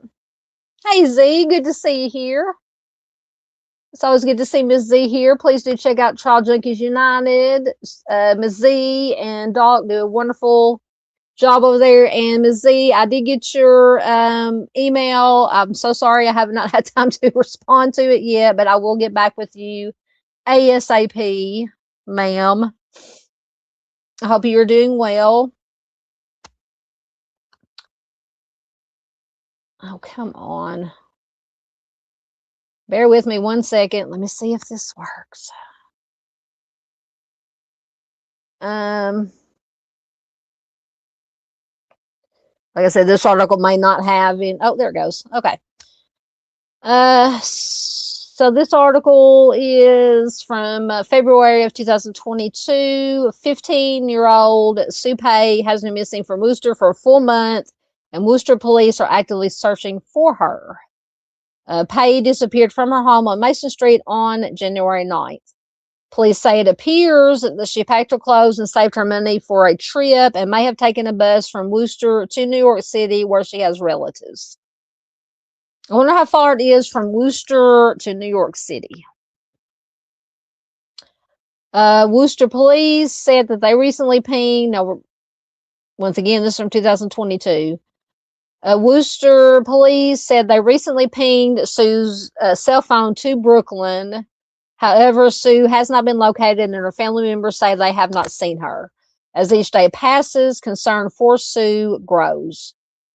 Worcester Police Lieutenant Sean Murtha said, quote, "There is always a concern when children are not where they're supposed to be, whether it is with their parents, whether it's with placement with DCF, things like that. Obviously, just because somebody chose to run away, it does not mean they are safe." Exactly. The type of people they may be in contact with, the type of dangers that they could be exposed to is tremendous, which is why we take this very seriously, as the family does also, end quote. Worcester police investigators are sharing Sue's information with the NYPD. So hopefully Worcester, it sounds like Worcester and the NYPD are hopefully working together to try to find this child. They are entering her information into a national missing persons database. Once again, anyone with information is urged to call. The number is on the slide, and you can also call 911. So yeah, I don't know. Just from this is just my opinion, but this one may be where she possibly did run away. I mean, and somehow maybe got mixed up with this Bible church or whatever, and just finds herself in a situation where she just needs help. All right, let me get into your comments right quick. Lots of them. There we go.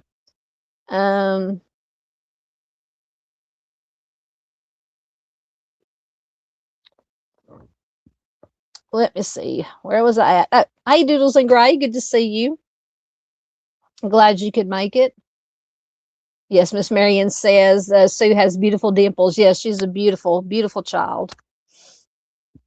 Just that face is just so full of, just that picture, just so full of life and just happiness and just light and joy. It's just, but then they get, like I said, you get messed up with some maybe not so savory things, and was again through no fault of their own, because a 15-year-old with a history of running away is going to be very, very vulnerable, you would think. I mean, 15-year-olds, in my opinion, especially 15-year-old females, are vulnerable anyway.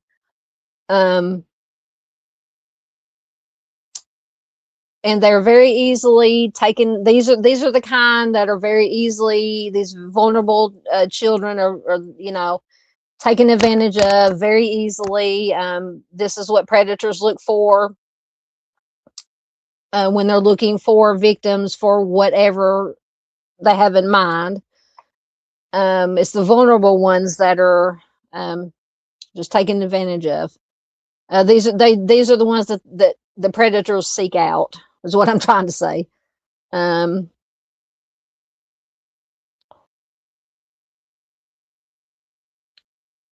Yeah, Sue's case is probably the newest one that, yes, from 2022. Yeah, probably the newest one that we'll feature in tonight. Mustang says, I hope she didn't join a cult. Yeah, and you've got to, once again, not, I mean, I'm a person of faith, but I mean, there's a difference between faith and then these, I don't want to get into a whole conversation, but there's differences between faith, and you can be a believer and not go to church a single day in your life, and you can be a Christian and be saved and whatever. The Bible doesn't say you have to go to be in a church to worship God and whatever. But yeah, some of these organizations, I'm going to call them, that deem themselves religious aren't, in my opinion, they're not based around religion at all. They have the more cultish, predator, brainwashing type of cults, basically cults. It's just my opinion, once again. Yeah, Miss Paula says anything is possible. You are correct. Marion says the picture looks like she's wearing a hijab. Yeah, I don't know if it's. I mean, I know what a hijab is, but I mean, I don't know. It may be because she's from. Where did it say her family came from? Nigeria, or have Nigerian roots. That may be some of the. And they said they were. Or maybe that was the church. I forgot already. Hold on, let me go back. No, they were from Liberia. They're originally from Liberia, the family, I believe. Once again, let me go back and check my facts. Let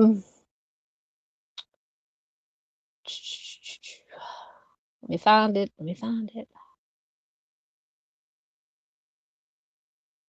I know I read it somewhere. But I believe the family, Sue and her family, were originally from Liberia, I believe. It might have been in that article I read. So that might have been some of the way that I must say Liberian culture dresses.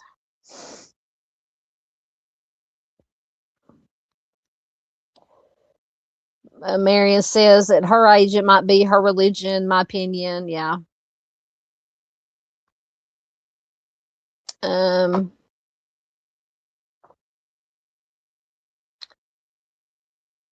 Once again, hello to Miss Z. Say hello to Doc and Moo for us. She says, sorry I'm late. I'll be rewatch crew to catch up on what I missed. Absolutely no problem. I have to be replay crew on.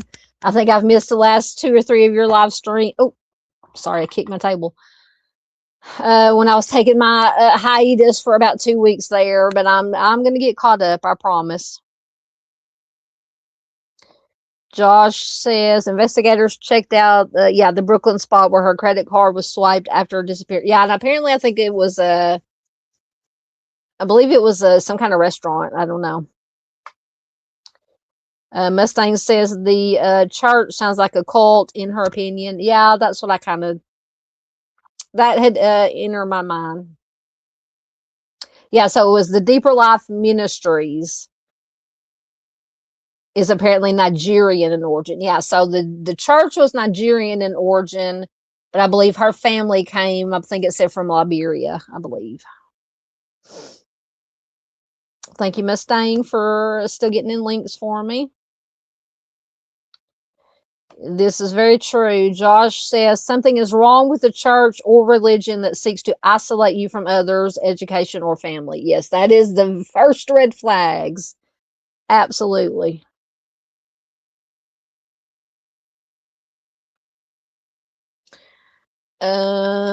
Ms. Z says always depends on if they recorded over the footage.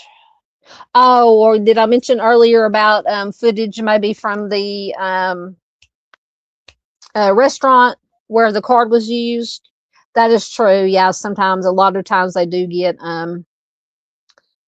recorded over, unfortunately.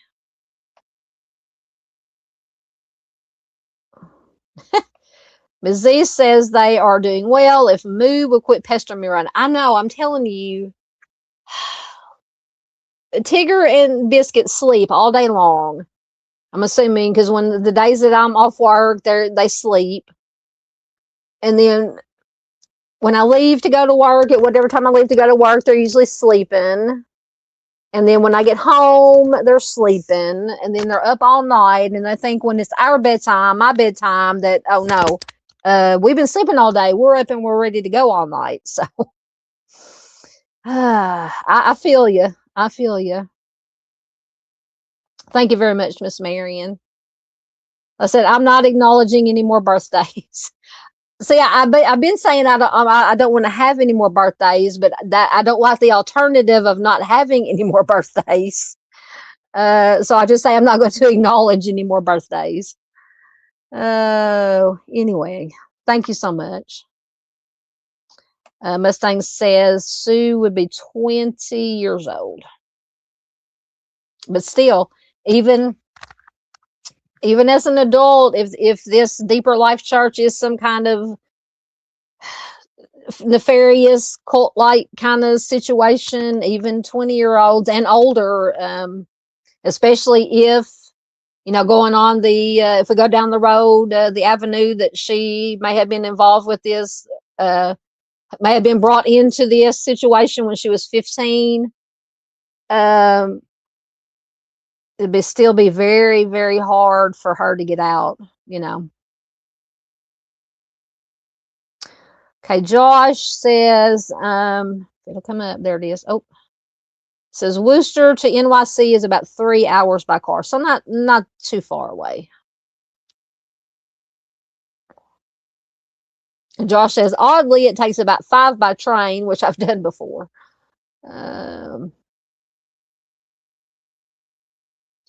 You need a moo, moo, moo for moo. I wonder if moo will hear the moo cow. All right, let me try it. Hold on.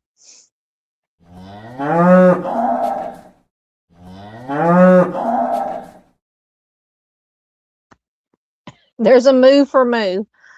I know a lot of times Miss Z has had commented that if I say if Moo is in the room when they're watching the live or a replay, that Moo will hear her name and react. His or her name. I'm sorry, I don't know. I still am unsure if Moo is a male or female. But regardless, we love Moo.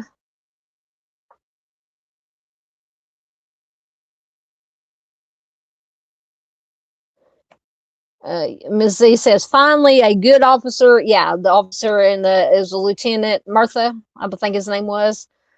Z says, finally, a good officer who understands that not all teens who leave willingly are in trouble later. Kudos for not using that dirty word that starts with the letter R and ends in a Y. Exactly. Yeah, because in that article it said that they are still considering it. I forgot the wording, but basically endangered, missing.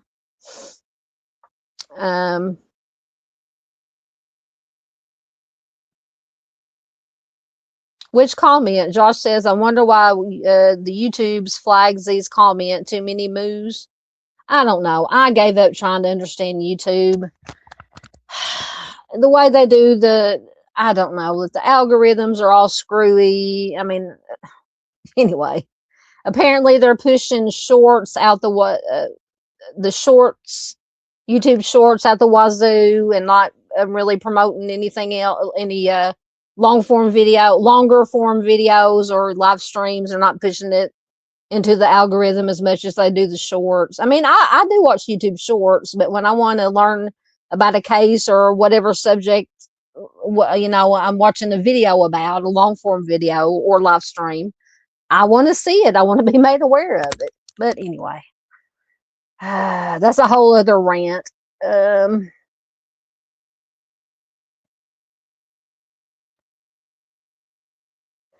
Okay, so Josh said that is an African head wrapping typical of Western African tribes. That's what I figured.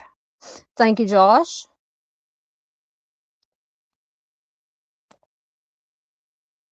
Oh no, Moo has a lawyer. Oh my goodness.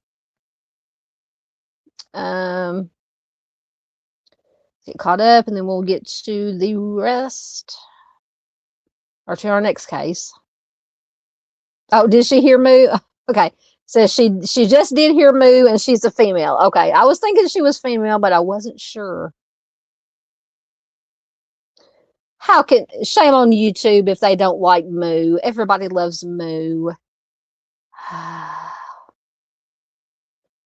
Oh man, see, and that's why Josh is YT. The YouTube's wants to become the TT, the ticker talker. I don't. I did create a Southern Gal TikTok account, but I have yet to upload a single thing. I did, when I first got on there, I did share other creators that were on TikTok, but I can't stomach TikTok. There's just so much just bad and awful and weird and just horrible stuff on TikTok that I can't do it. Just can't do it. Anyway, all right, I think I'm caught up. I think that was all that I had on Miss Sue's case. All right, so I think we have one more. So we have Vicke Lamberton. Thank you, Boston. Appreciate it. Thank you so much. Let me get Vicky's information. So Vicke Lamberton. So this is one that I have a couple of different, just as far as my theory, I have a couple of different theories about this one, but obviously I always encourage everybody to listen to this information, research any case you come across, not just ones I share. Any case you come across, do your own research, form your own opinions. Don't go by what one or two or three or whatever creators say. But you can listen to different viewpoints. That's what I do on cases. I listen to different views because we know especially a lot of these high profile cases, there are many differing viewpoints. So I listen to all of them and get the information from credible sources, and I make up my own mind about what I think. But anyway, so Miss Vicke has been missing since February 1st, 1974. So I think this is the oldest one, from Worcester. She is a white female. She was 24 years old when she went missing. She would be 76 years old as of 2026. When she went missing, she was 5'3" tall, 110 pounds, with light brown hair and brown eyes. I'm gonna turn over to the local channel right quick just to make sure there ain't no. It's 10:30 already. Anyway, my southern was coming out to make sure there isn't any storms close. With light brown hair, brown eyes. Her maiden name is Lockwood. So Vicke was getting a master's degree in psychology at Assumption College in Worcester in 1974. Her undergraduate degree was from Clark University, as she and her husband were separated by February of 1974. So before she was last seen or went missing, she and her husband were already separated. So around that time, Vicke moved out of the residence they shared with one of her brothers. She stored the majority of her personal belongings in a garage owned by her psychology professor, Dr. Roger Barker. So Dr. Barker assisted Lamberton, or Vicke, when she moved out of her home. He also accompanied her to New York City when she applied for her psychology doctorate at Columbia University in early 1974. Vicky's husband suspected that she was involved in a relationship with Barker at the time, though it has never been confirmed. He and her brother saw Vicke and Barker together at a local Worcester shopping mall prior to Vicky's February disappearance. Vicke called her husband after they had been separated for approximately 6 weeks, sometime during February.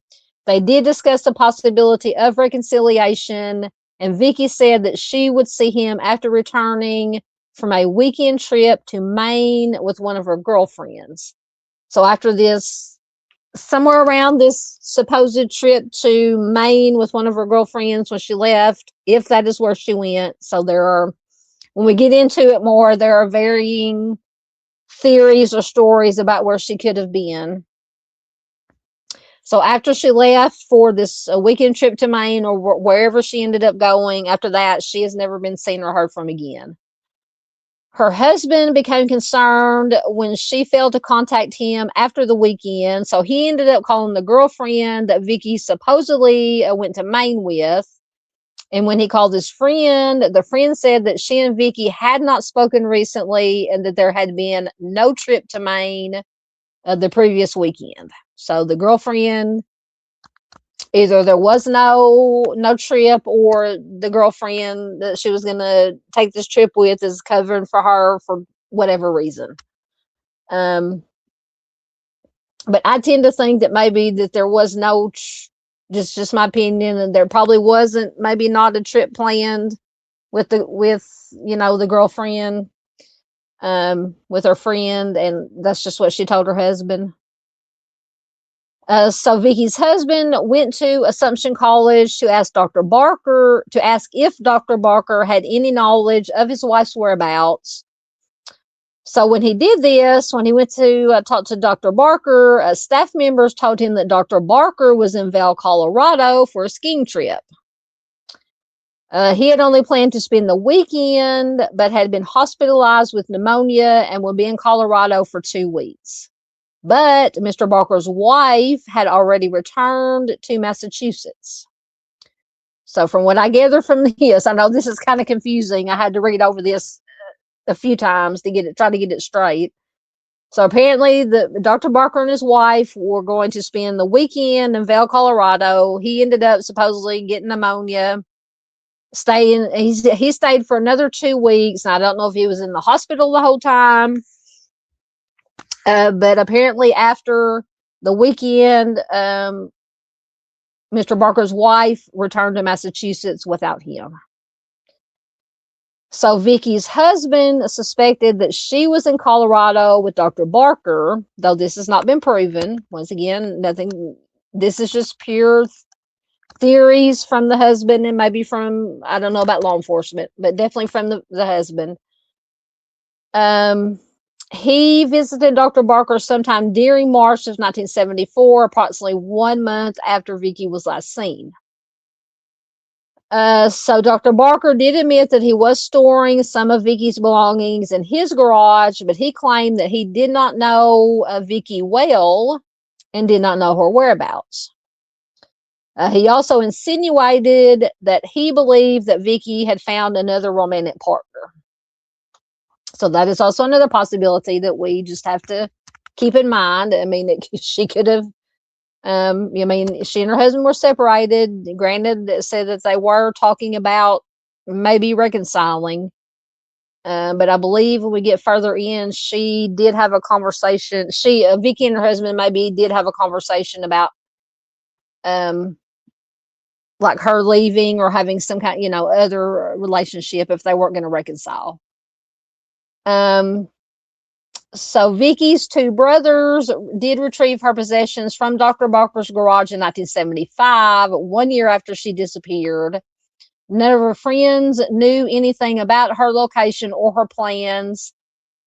Dr. Barker again maintained that he knew nothing about Vicke's disappearance, and that could very well be the truth. Some of Vicke's family members believe that she chose to leave voluntarily and found a new relationship with another man. She apparently had told her husband that she considered such an idea prior to her disappearance. So apparently she and her husband did have a conversation, if they weren't going to reconcile, that she would just leave and to find a new relationship, find another man, start a new life. So as a result, a missing persons report was never filed for Vicke with law enforcement at the time that she was last seen. And in fact, she was not officially reported missing until 2010, which was 36 years later. So if something nefarious did happen, if it wasn't just she left voluntarily to start a new life with another man, like she had talked about it on at least one occasion with her husband, if something nefarious happened, if we go down the avenue of, maybe Dr. Barker, although he says he doesn't have anything to do with it. I mean, they're 36 years behind. So Vicky's, so another thing that, obviously red flags, Vicky's social security number has not been utilized since 1974. She has not renewed her driver's license since her disappearance. So if she did leave voluntarily, unless she somehow went somewhere to get a whole new identity, like witness protection. I'm not saying witness protection, but if somebody goes into witness protection, and they, there are even not legal ways to get new identity, to get a new ID, to get a new social security number, whatever, but very rare. I mean, so that kind of sent red flags up for me that she, because even if you start a new life, you're going to need your social security number, you're going to need ID. Apparently none of that has been utilized since she disappeared.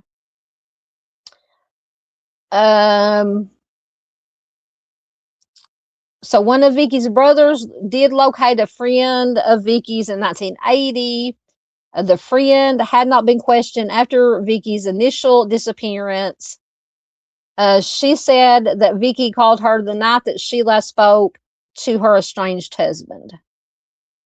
Vicke reportedly told her friend that she was going to Colorado with Dr. Barker that weekend in February of 1974.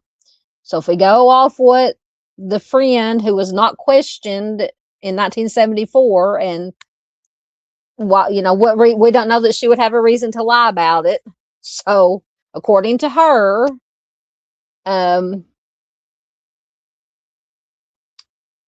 Vicke told her that she was going to Colorado with Dr. Barker on the weekend of February 1974. The friend also said that Vicke mentioned possible future marriage plans with Dr. Barker. Vicke promised to call this friend when she returned from Colorado, but her friend never heard from her again, because obviously Vicke was never seen or heard from again after this weekend. The exact circumstances surrounding Vicky's case are not known. She is a native of Harper, Kansas, but she told people that she was originally from Colorado, which was apparently she was not. Her husband, well, yeah, so she was originally from Kansas. Her husband believes that she was ashamed of her upbringing for whatever reason. She resided in the 20 block of Westford Road in Worcester at the time she vanished, and her disappearance remains unsolved. So I'm trying to see if they're showing the weather, the radar. I'm trying to see if there's anything close.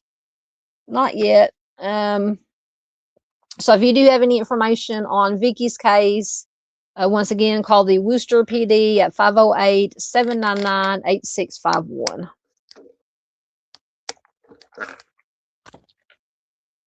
And let me see. I think I was able to find one article, once again, if it will come up.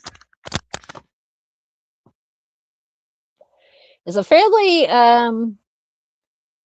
recent article. Is from February of 2024. So 2024 was 50 years that Vicke had been missing. It's from the Worcester Guardian. So it's been 50 years since Vicke Lamberton called her estranged husband Lowell to talk about getting back together. The couple had been separated for about 6 weeks in early February of 1974. They agreed to meet for dinner when Lamberton, then 24, returned from a weekend in Maine with her girlfriends. The weekend came and went, but the date never happened. Worcester PD Public Information Officer Lieutenant Sergeant Murtha said, quote, her husband became concerned and called one of her friends, who told them that there was no trip to Maine. Some people have speculated that she traveled to Colorado, but this has never been confirmed, end quote. And once again, since that time, that weekend, Vicke has not been seen since. Vicke grew up in a small city of Harper, Kansas, about an hour southwest of Wichita. However, Lowell Lamberton believes that his wife was ashamed of her background. I don't know what reason, why she would be ashamed. Says that she routinely told people that she was actually from Colorado. They met at Union College in Nebraska, where Lowell was Vicke's professor. So she kind of has a history of, because I think Dr. Barker was one of her professors, so she kind of has a history of getting friendly with professors. Not, I'm absolutely don't take that as victim blaming. Absolutely not. I'm just making an observation. So they moved to Worcester in 1968. They married in 1969. Vicke held an undergraduate degree from Clark University and was close to getting her master's degree in psychology from Assumption University when she disappeared. Lowell did not suspect foul play. In subsequent interviews over the last 5 decades, he told reporters that Vicke said that she wanted to, quote, go someplace where nobody knows who I am, end quote.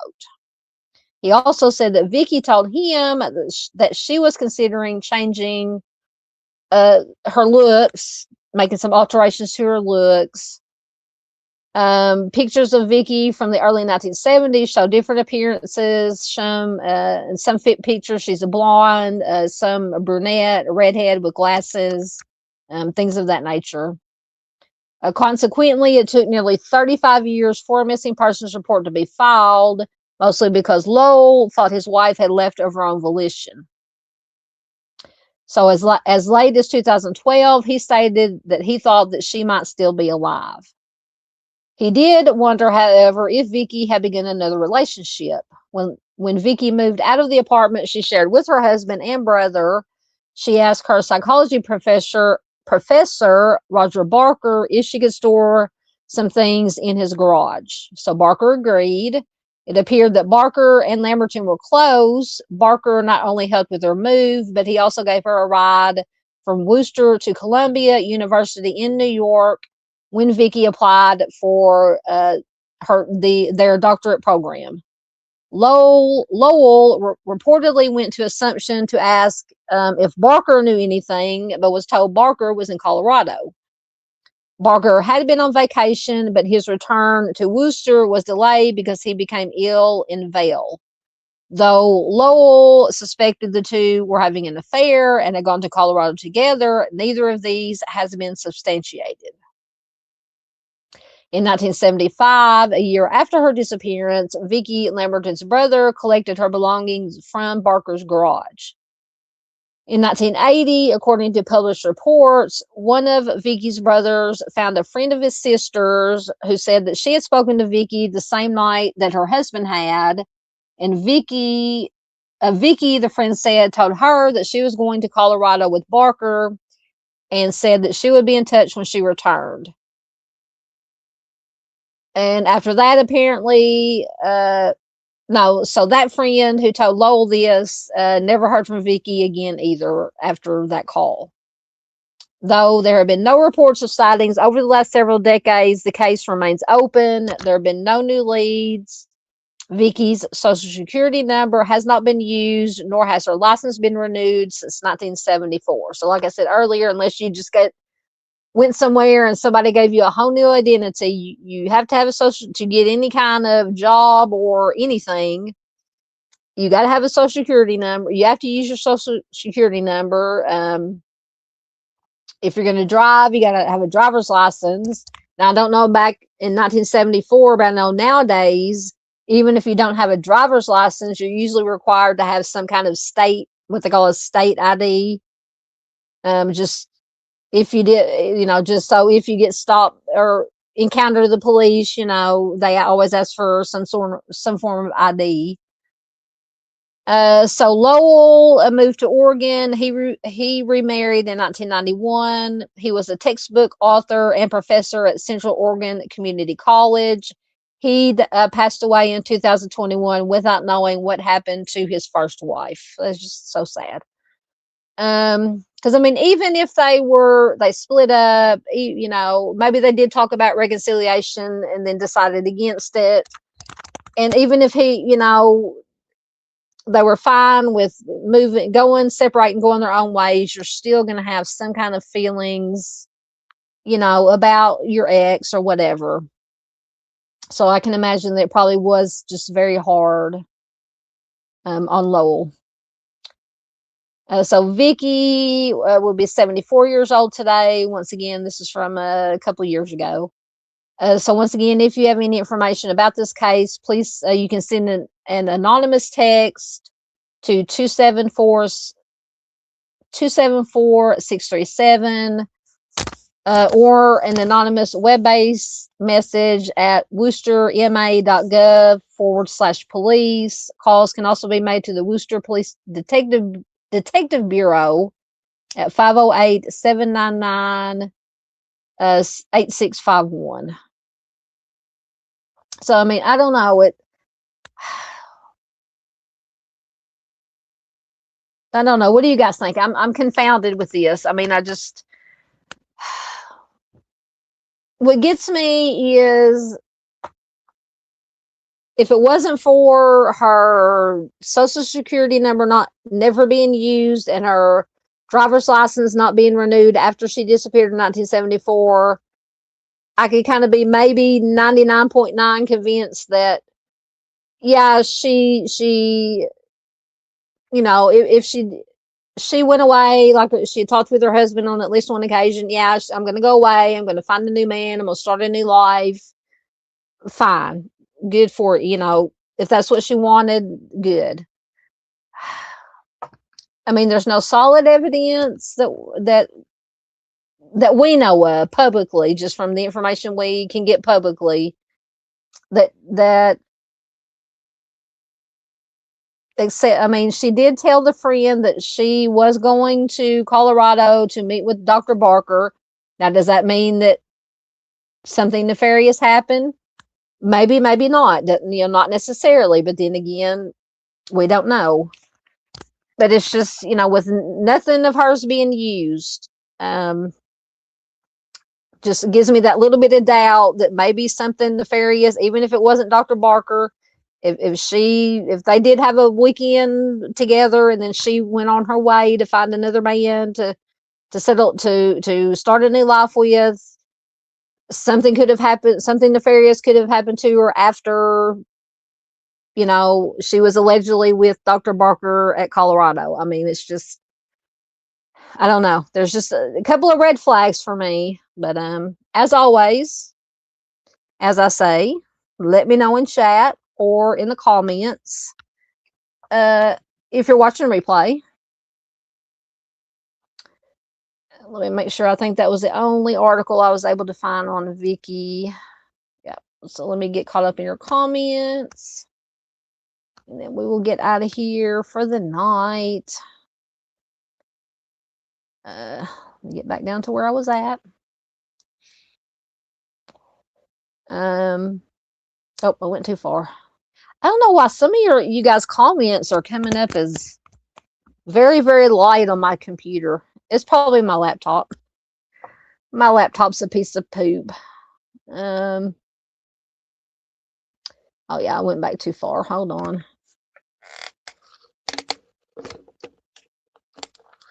I'm gonna have to get a quieter cup. The Sonic cups squeak too much. Let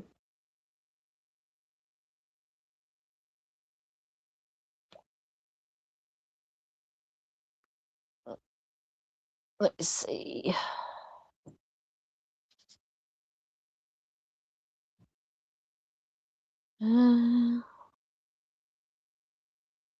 It's all right, Josh. We all have those kind of days. Josh said he had a long emotional day. Hey, I apparently had a long emotional 2 weeks when I was MIA, and I apologize once again for not being around for the last couple of weeks. But like I said, just things creep up on you sometimes, and you don't realize it until you just have to not really go into a shell, but just kind of, you know, cut the cords for a little bit and just concentrate on things other than just concentrate on day-to-day things and things of that nature. You're talking about Vicke. Paula says, why wasn't she declared legally deceased? I don't know. I know you have to wait a certain amount of time, but once again, being as it happened in 1974, you would think enough time has passed. And I don't know if a member of the family, somebody smarter than me that knows more about it, if a member of the family has to have her declared legally deceased. But I mean, I think even her husband, Lowell, said that he thinks that even as recent as like 2012 or so, he thought that she could still be alive. So, I mean, and I don't know if you have to have any kind of,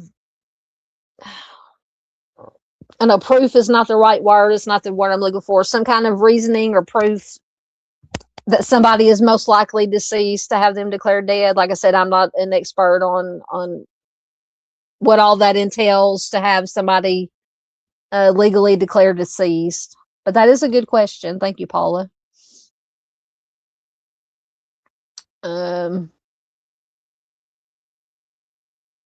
Josh says, please do some researchers not leave it to sloppy AI. Don't get me started on AI. Yes, my Arkansas. Yeah, Mustang says my Arkansas was coming out. I know.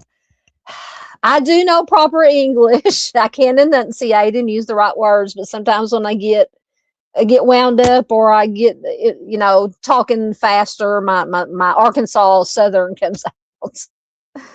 Oh, goodness. So Marian's got her red flags. I know, it's just the fact that she has not used Social Security card, her number hasn't been used, driver's license hasn't been renewed. That's what gets me about possible. That's like the 1 or 2% of maybe something nefarious did happen. Maybe not necessarily with Dr. Barker, but you always got to keep him, keep him in mind. Because supposedly, if what the friend said was true, and once again, we don't have any reason to not believe her, that, Vicke said that she was going to Colorado to spend the weekend with Dr. Barker.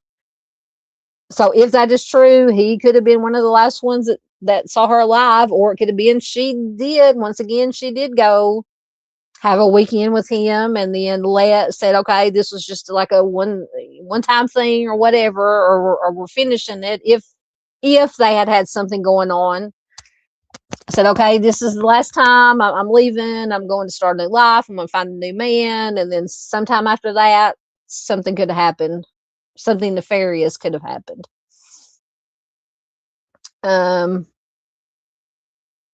Miss Marion says, my opinion, she did have an affair. Entirely possible. Entirely possible. Hey, Patriotism, good to see you. So sorry I'm late. Don't ever apologize for being late. It is fine. It is perfectly fine. You can always go back and watch what you missed.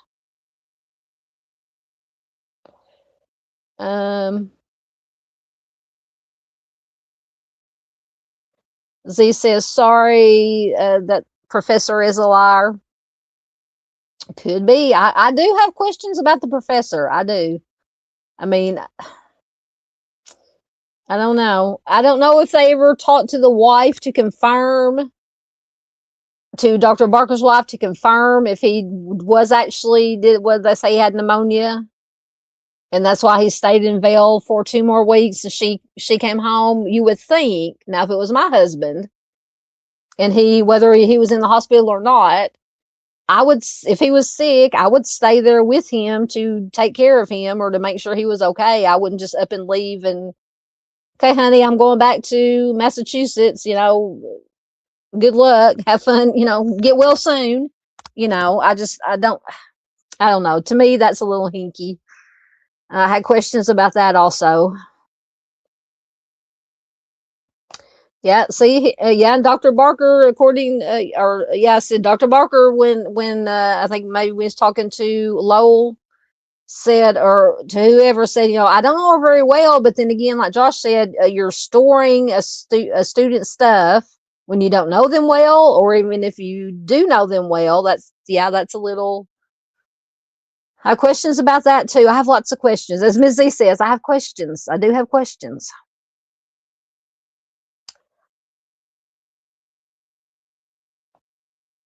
Z says the professor acts like he doesn't really know her, so you store stuff for everyone.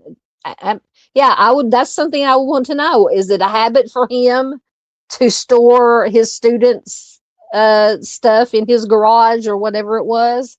Had he done it before? Did he do it after that, or was she the only one? Was her stuff the only one that she stored, or that he stored? And I wonder, and I thought I had found it, maybe one that I couldn't read all of it because it was most of it was behind a paywall. I think her brother, at some point after, I can't remember how long after, he did end up going and getting her stuff out of storage from Dr. Barker's. It'd be interesting to know what he found, what all was actually stored there. Just something to think about.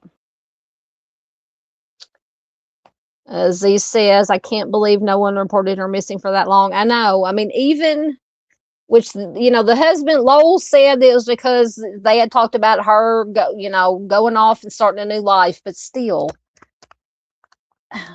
unless he told her that, hey, I'm leaving, I'm not going to have any more contact with you, don't expect to hear from me. Which, even though they were not together, you would still think they might have kept in touch. I don't know if they had any, I can't remember if they had any kids or not. Someone will have to remind me if they had kids. I mean, I don't know. It's very odd. Yeah. Mizzy says, yeah, that is odd. You would think they might have every once in a while, maybe give a call for a birthday or because it sounds like, just from this information that we have, I mean, in everything I read, there was really no mention of any kind of DV or problems or, anything violent or anything like that in their marriage.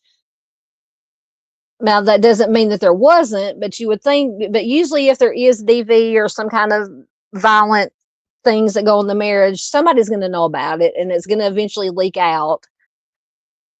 So I'm just going to assume that there really wasn't any kind of, egregious stuff that went on as far as DV, as kind of a mutual agreement to separate. They did maybe briefly consider reconciling, maybe you can, said, okay, we're not going to reconcile, but we can still be friends or whatever. And maybe you'll contact each other just to say hi every once in a while. But yeah, it is odd that, she never had any contact with anybody. I'm assuming that's with her brothers, with her family.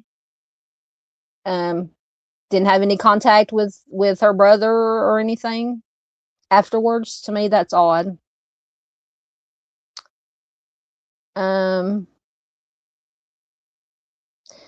That is a good point. Ms. Z says, I would love to know whether the professor and his wife stayed together or split, because he may have stored too many students' belongings in his garage. Exactly. That's why I was saying earlier, it'd be good to know, was this a habit for him? Was it routine for him to just store students' belongings in his garage?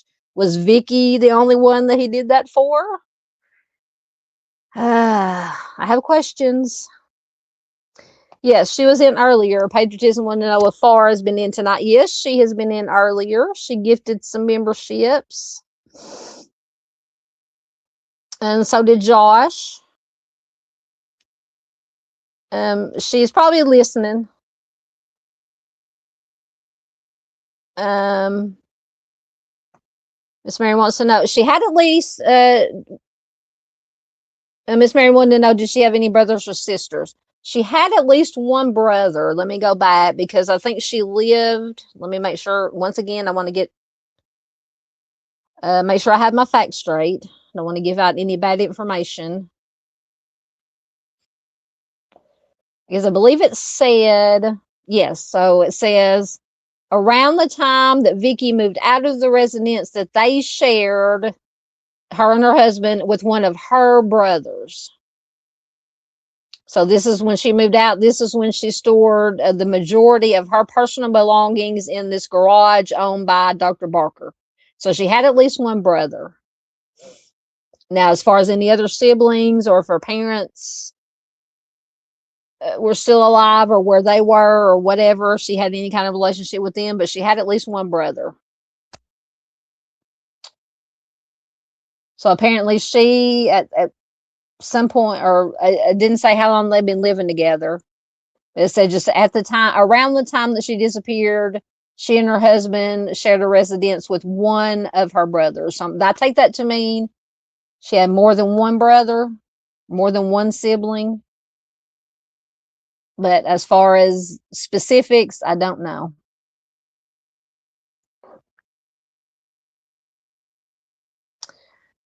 Josh says some are linking Vicky's missing case to Ruth Marie Terry, the Lady of the Runes unaliving.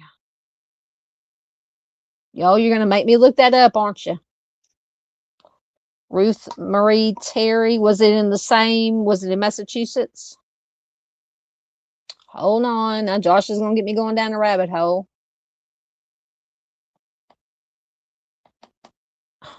Hold on. Oh my goodness, come on.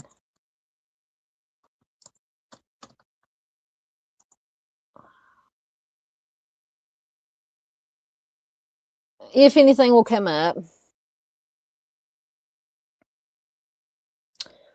Oh, of course it has a Wikipedia page.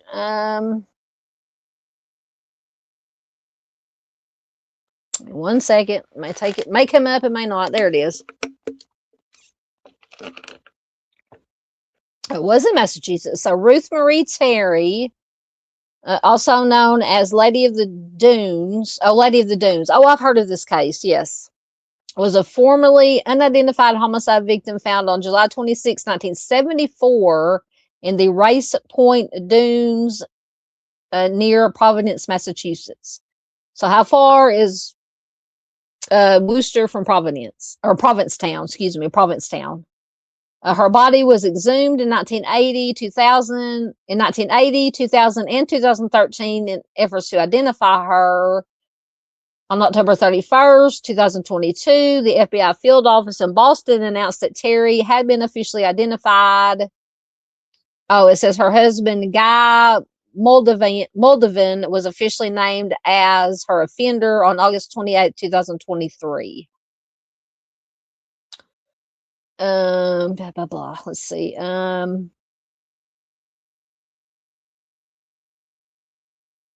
Just trying to go through some of she was born in Whitehall, Tennessee, blah, blah, blah. On February 16th, 1974, she married Guy Rockwell Moldovan. He was an antiques dealer in Reno, Nevada.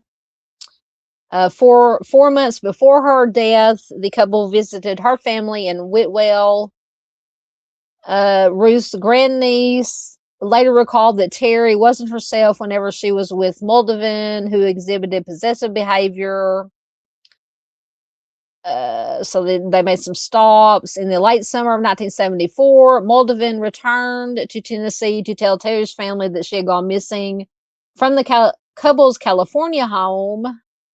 According to her sister-in-law, Jan Terry, he stayed for a short time and simply told them that he did not know where Terry was. So on July 26th of 1974, a 12-year-old girl followed a barking dog to the body of an unidentified woman in the Race Point Dunes of Provincetown, Massachusetts. The remains were just yards away from a road. 2 sets of footprints led to the body. 2 sets of footprints. Interesting. 2 sets of footprints led to the body, and tire tracks were found 50 yards from the scene.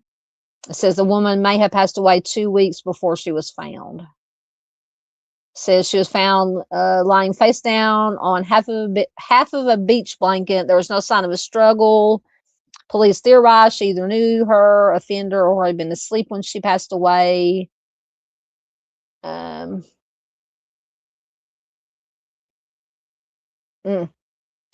Said that she possibly died from strangulation. Just trigger warning. One side of her head had been crushed, possibly with a military type entrenching tool. There's also signs of SA. This is a horrible case. So that's interesting that it's been tied to, because it said her husband was officially named. Now, was he? Let me go down and see if he was ever tried or convicted. So this was the one, I think she was, oh no, there's speculation that she had been an extra in Jaws.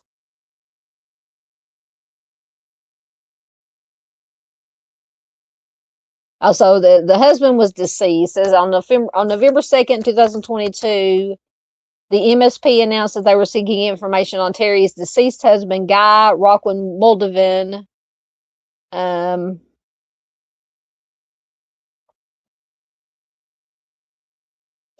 So I wonder if he has, I'm going to have to research this. I'm sure Josh has done research.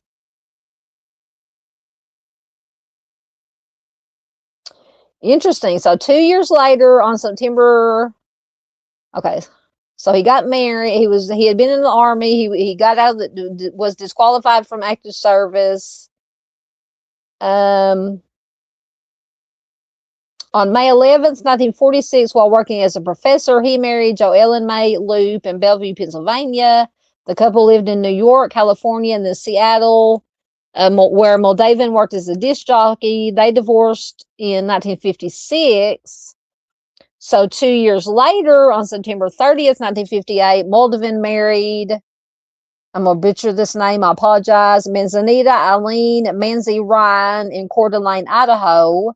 Manzanita had a daughter from a previous marriage named Dolores, who was 18. Both women disappeared in Seattle on April 1st, 1960, with Moldovan becoming the prime suspect. He fled Seattle, but was arrested by the FBI and charged with unlawful flight to avoid giving testimony into their deaths. So there's two women possibly connected with him that disappeared. And then if you count, see if there's any others. Josh has got me down a rabbit hole.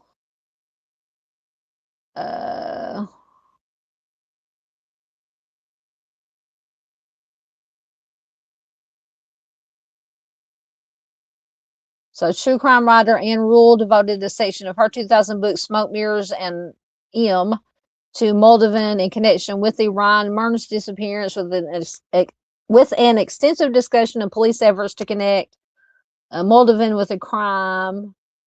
Interesting. It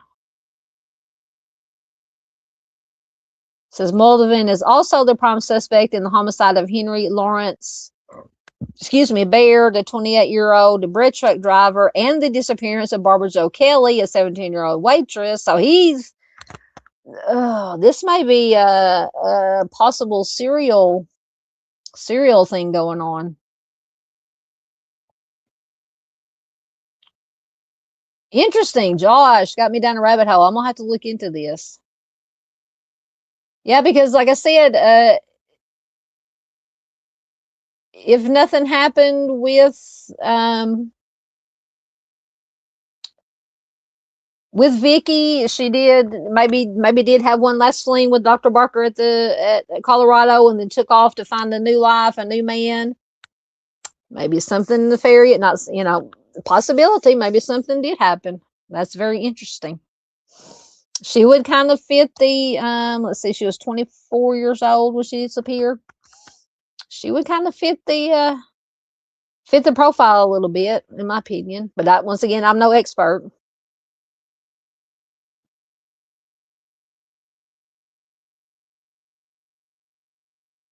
Josh. Okay, so Josh says apparently Ellie believed prior to the IDing of the Lady of the Dunes that Vicke may have been the Jane Doe. Gotcha. But still, it still has me wondering. I mean, if they could put him, which I think did it say he was passed away. He's deceased now, but still. I mean, if he was in that area, I mean, who knows where she went? If she left Colorado, who knows where she went after that? Could he have been in that general vicinity or in proximity to her? If I mean, because he was linked to some other people that disappeared, or not linked, but person of interest, suspect in some other disappearances.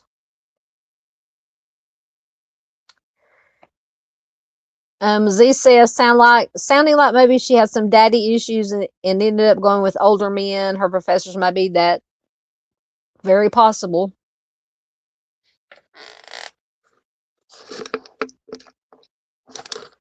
Sorry, once again, I apologize for my squeaky cup. Josh says Reddit seems to form a consensus about skepticism of the professor and want more information or want more investigation around that professor's movements throughout the years. I know I still have questions about the professor also. I don't, once again, I'm not ruling out anybody. We can't rule out anybody because we don't know. I have questions about the professor.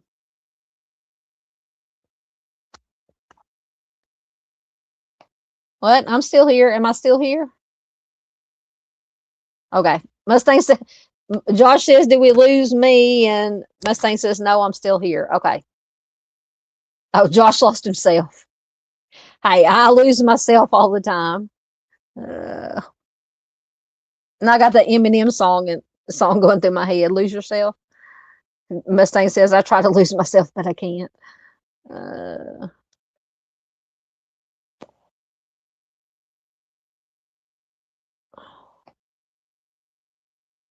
Ms. Z says the professor goes to Colorado with his wife Vicke, who he was supposed to go with.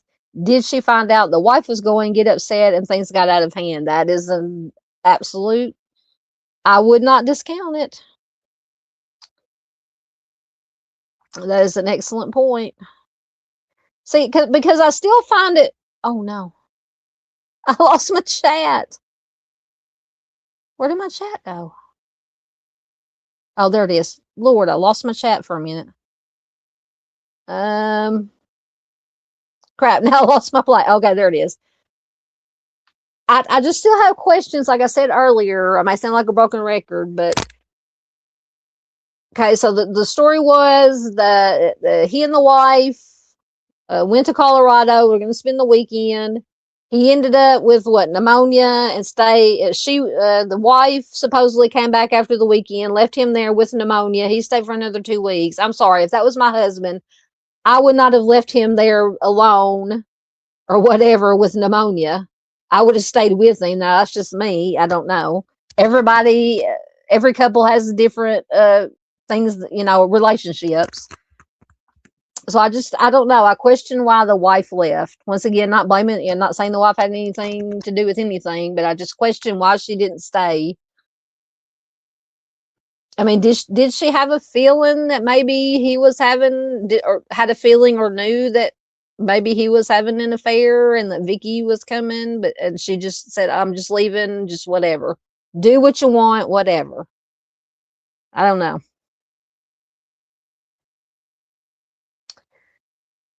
Miss Marion says, I think that professor had something to do with it. Isn't he the last person to see her? Yeah, I mean, if you go with what the friend told her husband, Lowell, was it Lowell? He said that Vicke had called her and said, I'm going to Colorado with Dr. Barker for the weekend.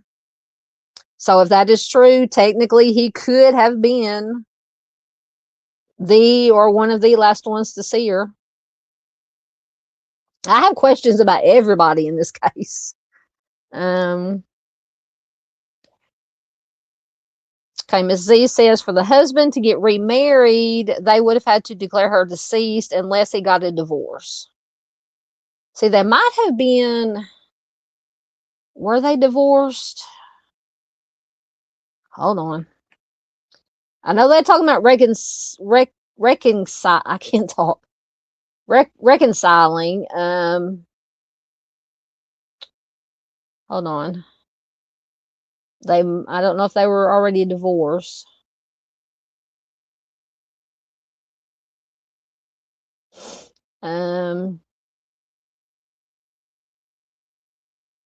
Just said that her husband suspected that she was involved in a relationship with Dr. Barker.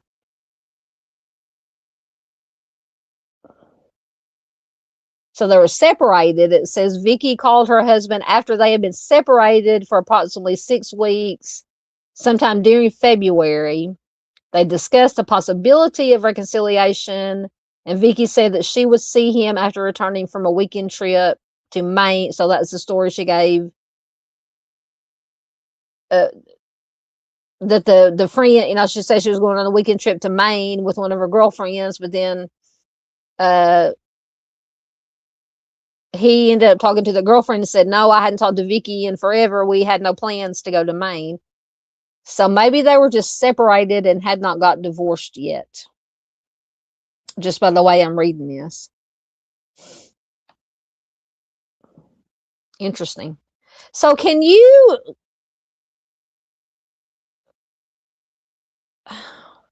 how would you go back filing for divorce? So if you're, say they were separated, she left, she disappeared, maybe they believe she's still alive. Could he still file from divorce from her? I mean, I don't know what all that entails. Even if he couldn't find her, hadn't heard from her, didn't know how to get in touch with her, could he file for divorce? I mean, but obviously something had to happen if he got remarried, because you can't really marry someone else if you're still married to somebody. That's kind of illegal. Yeah, Mustang's got her red flags. Miss Marion's got, I know this one has me confounded. Yep, I do too. Josh says, I want to know more about the circumstances of leaving, her stuff at the professor's without more context, a red flag. I know. So I'm just assuming she didn't have any other place to store her stuff.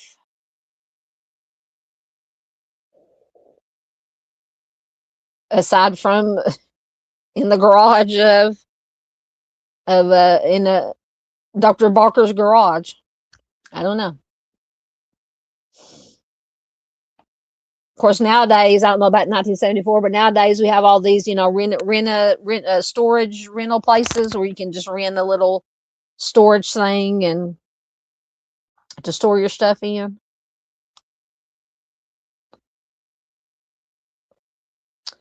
That's true. Also, Miss Z says, also, we have no evidence that she didn't come back and have a fight with her husband too.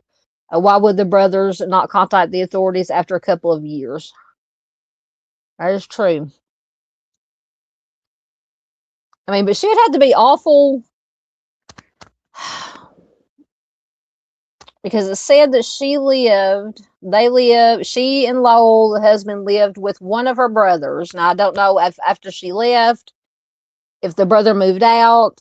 You would have thought that if she would have come back, unless she did it in secret, that somebody would have seen her. But then again, maybe not. We don't know. But that is a good point.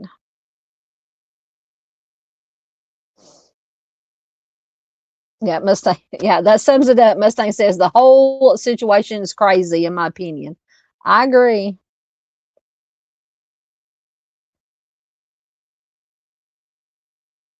See, that's my sticking point too. Is he says she could have walked away, but I don't think so, given the social security number.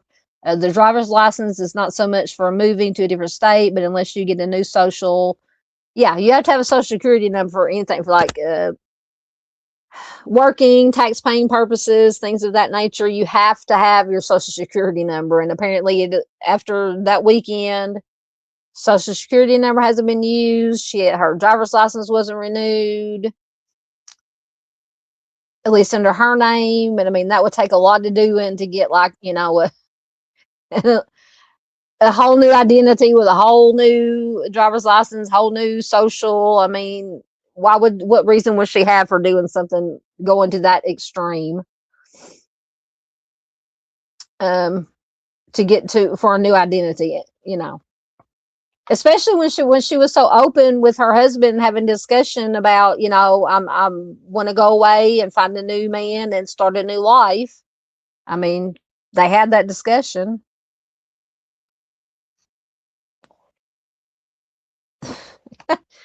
I know. Josh says, why do I keep having the image of Bob Barker when we talk about the professor? I know. Okay, so Ms. Z says families typically petition a court in the county of last known residence after a continuous absence, often 7 years. Gotcha.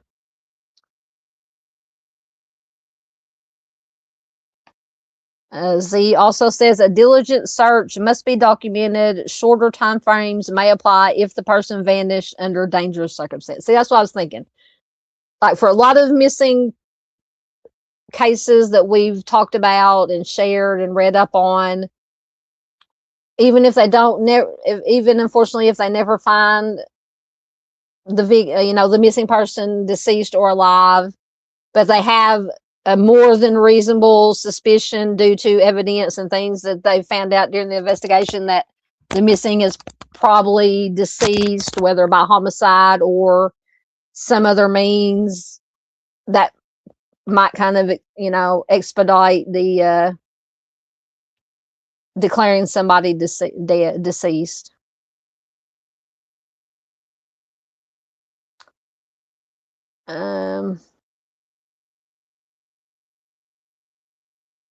Yeah, that's true. See, Z says, unless the professor was in the hospital, why would you not go home and rest?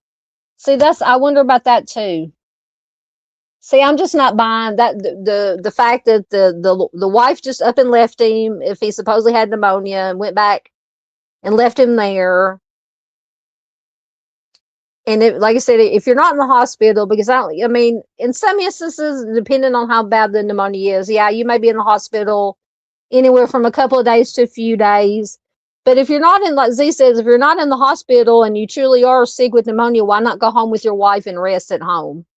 So I'm not buying that whole story. And, and maybe the wife either knew or suspected that he was having an affair with Vicke. Maybe he had affairs in the past, and she was just like, all right, I'm done. Do what you want to do. I'm going home. To me, that seems more plausible, in my opinion, than her just up and leaving him there with pneumonia. I'm just not buying that story. I'm sorry. Josh says the brother got her stuff back from Dr. Barker in 1975, almost a year later. Yep. I don't know. That is a good question. Josh says, was the professor the reason for the breakup? That's a good question. Could be, because it did say that Lowell, the husband, did have suspicions that she may have been having an affair with Dr. Barker. So that could have been, or it could have been, and once again, I'm absolutely not blaming, shaming anything against Vicke, but it could have been that she had possibly had affairs in the past. I mean, so I don't know, but that is a good question about what ultimately caused them to separate.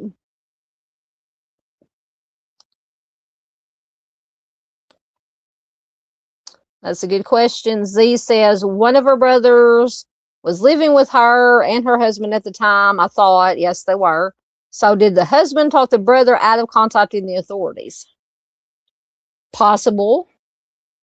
Or it could have been the brother, maybe the brother knew, or that Vicke was, maybe kind of flighty, and maybe she had talked to the brother and said, hey, I'm just going to go off and, I've talked to Lowell about it. I'm just going to go off and start a new life, find a new man. So maybe the brother thought that that's what she had done also. I don't know. This is once again, I always say it, there's at least one case out of all the ones that we do every week that keeps me awake at night thinking about possibilities. Yeah, she had at least one brother, maybe a couple, because it said one of her brothers lived with them. So it'd be interesting, but I could not find. Josh is better at digging up articles, news articles, than I am. I could not find any except with the brother. It really wasn't an interview with the brother. It just said that they were living with the brother. The brother lived with them, or vice versa, whatever. And then the brother was the one that went and got the stuff out of storage. I could not find any interviews with any of her family members, with the brother or any other family member. I don't know about her parents, anything like that.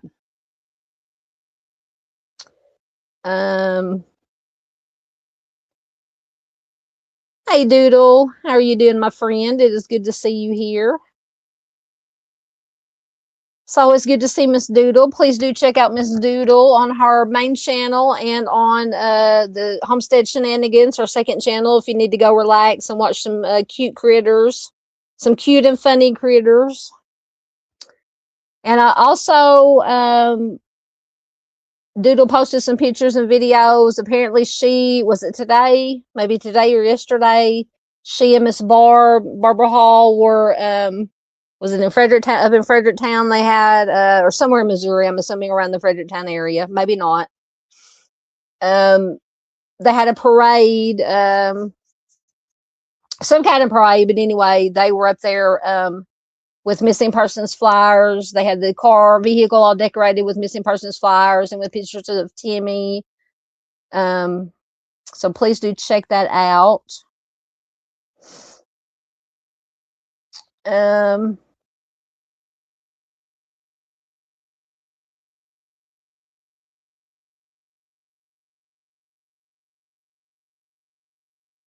Yeah, there were lots of.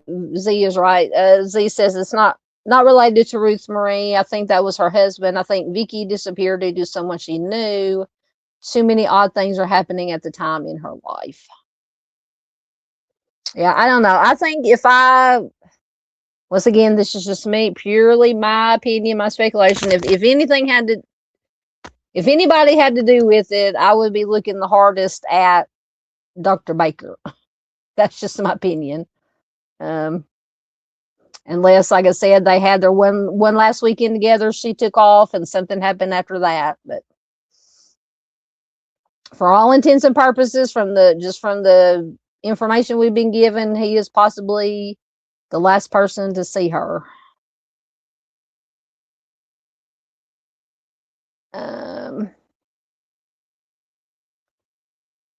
So don't start with the Zodiac. Josh says no ruling out anyone, so Zodiac, don't bring the Zodiac.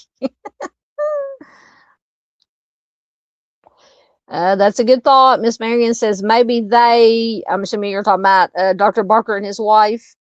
Says maybe they got into an argument at the hospital and that's why she left the hospital. Entirely possible. That's what I'm thinking.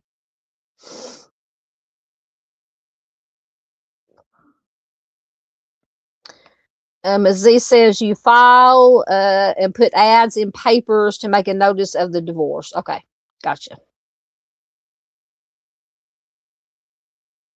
See, I would like to know that too. Z says exactly what was stored, paperwork, furniture, what? I don't know. Just said her personal, but that's why I would like to know if her brother went through everything that she had stored there. There might have been maybe some kind of clue or something,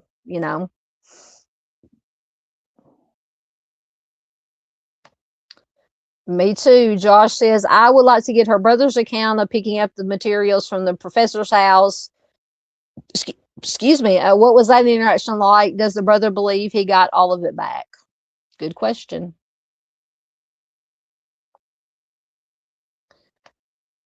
True. Z says we only have the husband's word that Vicke talked about starting over with a new guy. That is true. Well, I don't know if it said. Yeah, the husband's word, quote unquote word for sure. Let me read right through. So it says the husband suspected that she was involved in a relationship with Barker at the time, though it has never been confirmed. He and her brother saw Vicke and Barker together at a local shopping mall prior to the disappearance. Well, it says something about the friend. Maybe it was just the friend. She told the friend that she was going to, the friend who wasn't interviewed until years later said that the friend said that Vicke told her that she was going to spend the weekend in Colorado that weekend with Dr. Barker.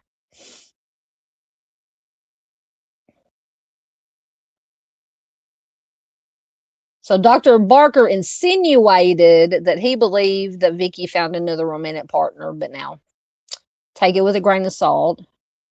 We can also take like Z said, take the husbands with a grain of salt too.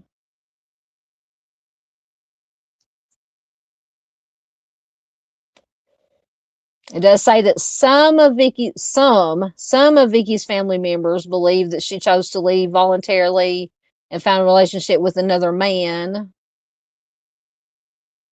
So this apparently was why the missing persons report wasn't filed until like 36 years later,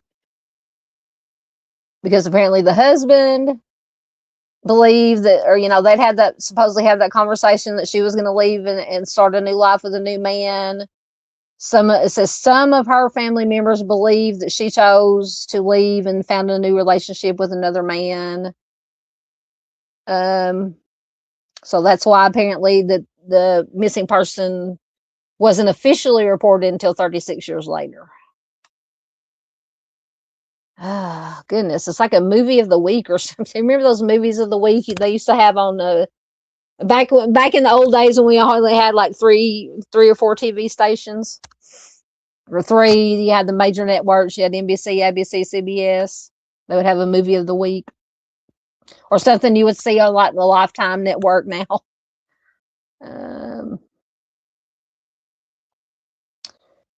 Josh says, I wonder if the professor is only guilty of an affair and the husband's guilty of something else. Hey, with this one, I'm telling you, with just the information we have to go on, anything is possible. Hey, Miss Avery, good to see you. I'm glad you can make it. Z says, if someone disappeared at sea, it would probably be easier to declare them deceased. Absolutely.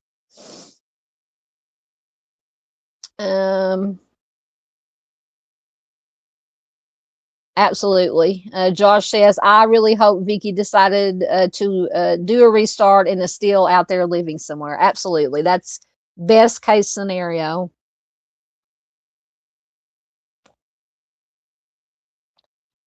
Josh says there's really no articles until more recent times, perhaps related to the long delayed missing report. Absolutely. Yes, thank you, Josh. Hashtag justice for Timmy D's. Absolutely. Hey, Miss PJ, good to see you. Yep, Miss Marion, also justice for Timmy D's, justice for all. Yes, it was in Fredericktown. That's what I thought. Yep, like I said, I know Doodle posted pictures and stuff from the parade with all the missing flyers and had the vehicle. I don't know whose vehicle it was. The vehicle decorated, and I love the was it magnets that Mr. Steve True Crime Web donated. I love those magnets. I think they were a combination magnet bottle opener. That's also a possibility. Mustang says, what if the husband found out about an affair with the professor and did something? That's like I'm telling you, in my opinion, everything is on the table with this one. Josh says, I wonder if a pregnancy might be involved. Also possible.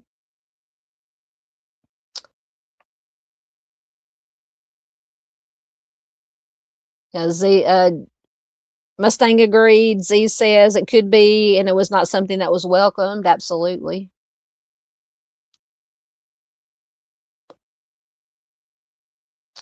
As Z says, the fact that you store stuff somewhere, these are things you intend to keep. I'm still trying to understand why, after getting her things, they did not then contact the police. Absolutely. Did it say? Josh says, I forgot who reported her missing. Did it say?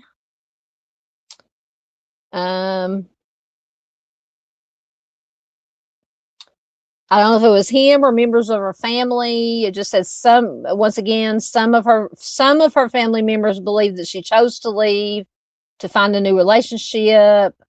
As a result, a missing persons report was never filed until 2010, which was 36 years later. I'm going to assume, once again, I'm just assuming that it was maybe a member of her family that reported her missing. Because I really definitely can't see Dr. Barker reporting her missing. I don't know about the husband. To me, no, I would think it would be her family.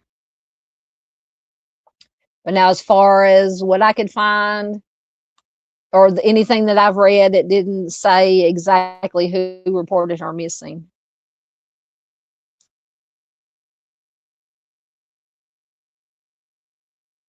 That is also, I thought about, I'm telling you, me and Miss Z read each other's minds. That had briefly entered my mind too, but Z says, if we aren't going to dismiss anyone, what about Mrs. Professor? Could Vicke have shown up early? Was there a blow up? So he stayed behind to clean up.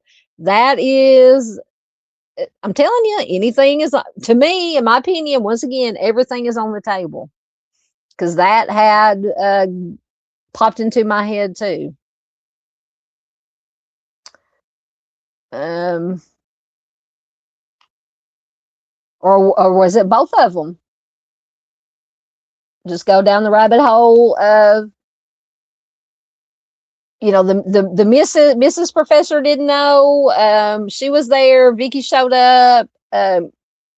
Mrs. Professor lost it, or maybe they both, and Dr. Professor Barker said, no, I'll get rid of her, whatever, we'll get rid of her, and then whatever. And totally possible.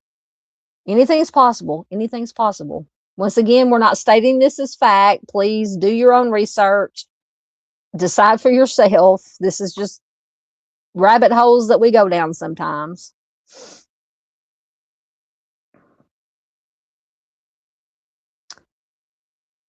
Oh, that was Miss Barb's car. Excellent.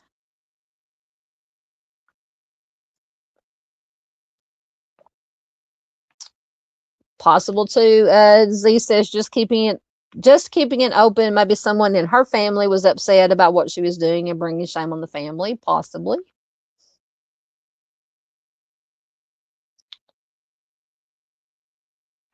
Excellent. Yeah, Mr. Steve, they're so nice. Marion said, yes, if you need magnets, bottle openers, pictures, picture pins, keychains. Yep, see, that's one. Yeah, Mustang says it could be anyone she knew. Literally, in this case, it could be literally anyone.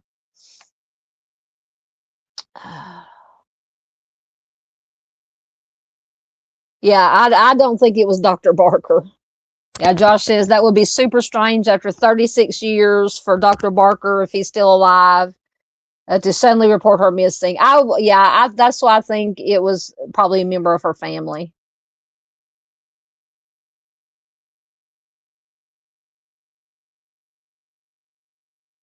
All right, I think I am caught up. So I think, yep, that was the last one we had. So we're about 3 hours. So we are going to finish up for the night. I'm going to check the weather to see how close, if any, the storm is.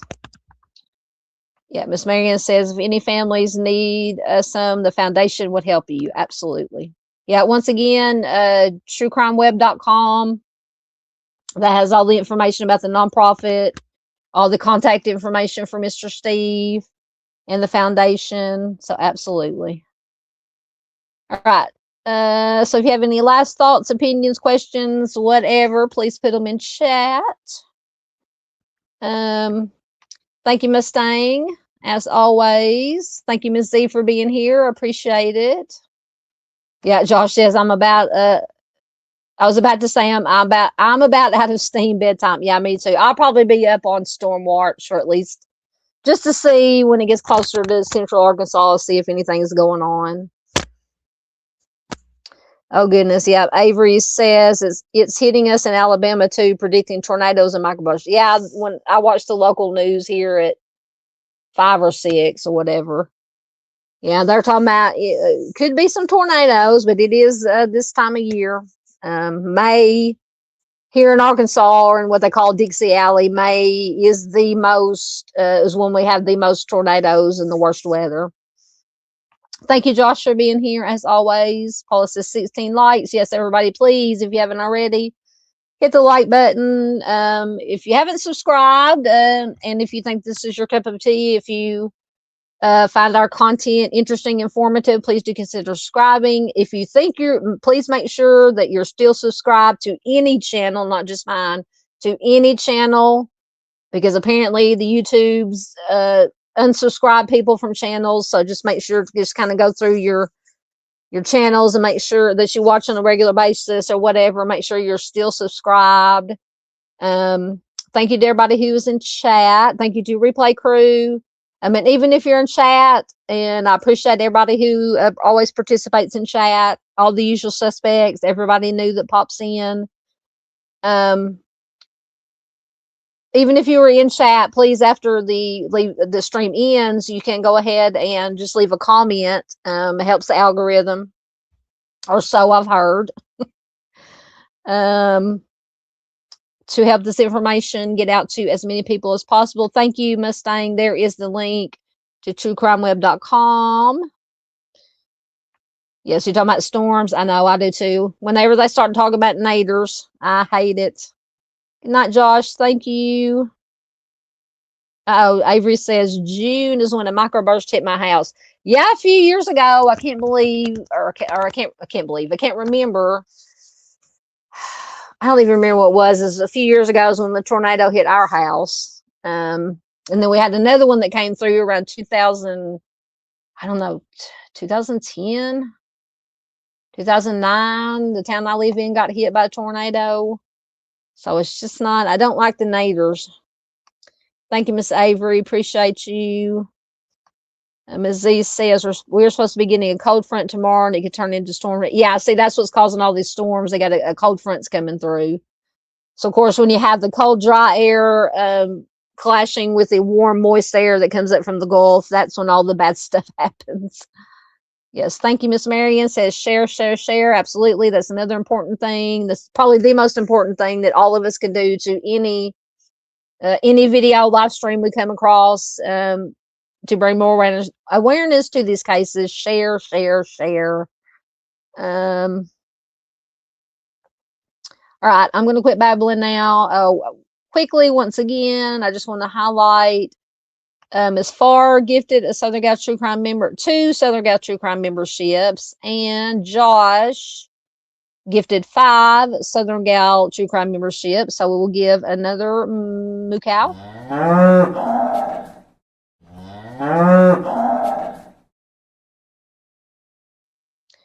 Thank you so much for everybody's support, and I know that not everybody can support or money wise, but it's just as important to, like I said, like, subscribe, share, comment, even if it's just an emoji. Those are all just as important as monetary donations that keeps the channel going. Hopefully keep, with the more comments and shares and likes, YouTube will push it out to more people. Josh says, yeah, I stayed long enough for another moo. Yes. Hey, JP. Good to see you, buddy. Says, I missed it. Sorry, was past that. You're fine. You're fine, honey. You can always watch a replay. Always good to have you here. All right. So maybe, I almost said Thursday, but definitely not Thursday because that's Miss Z's night.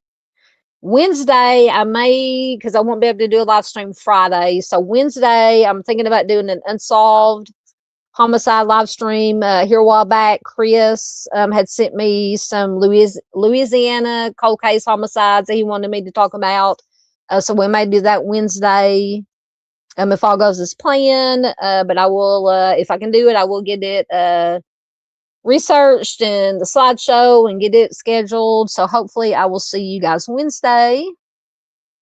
So until then, everybody, have a great night. Have a great week.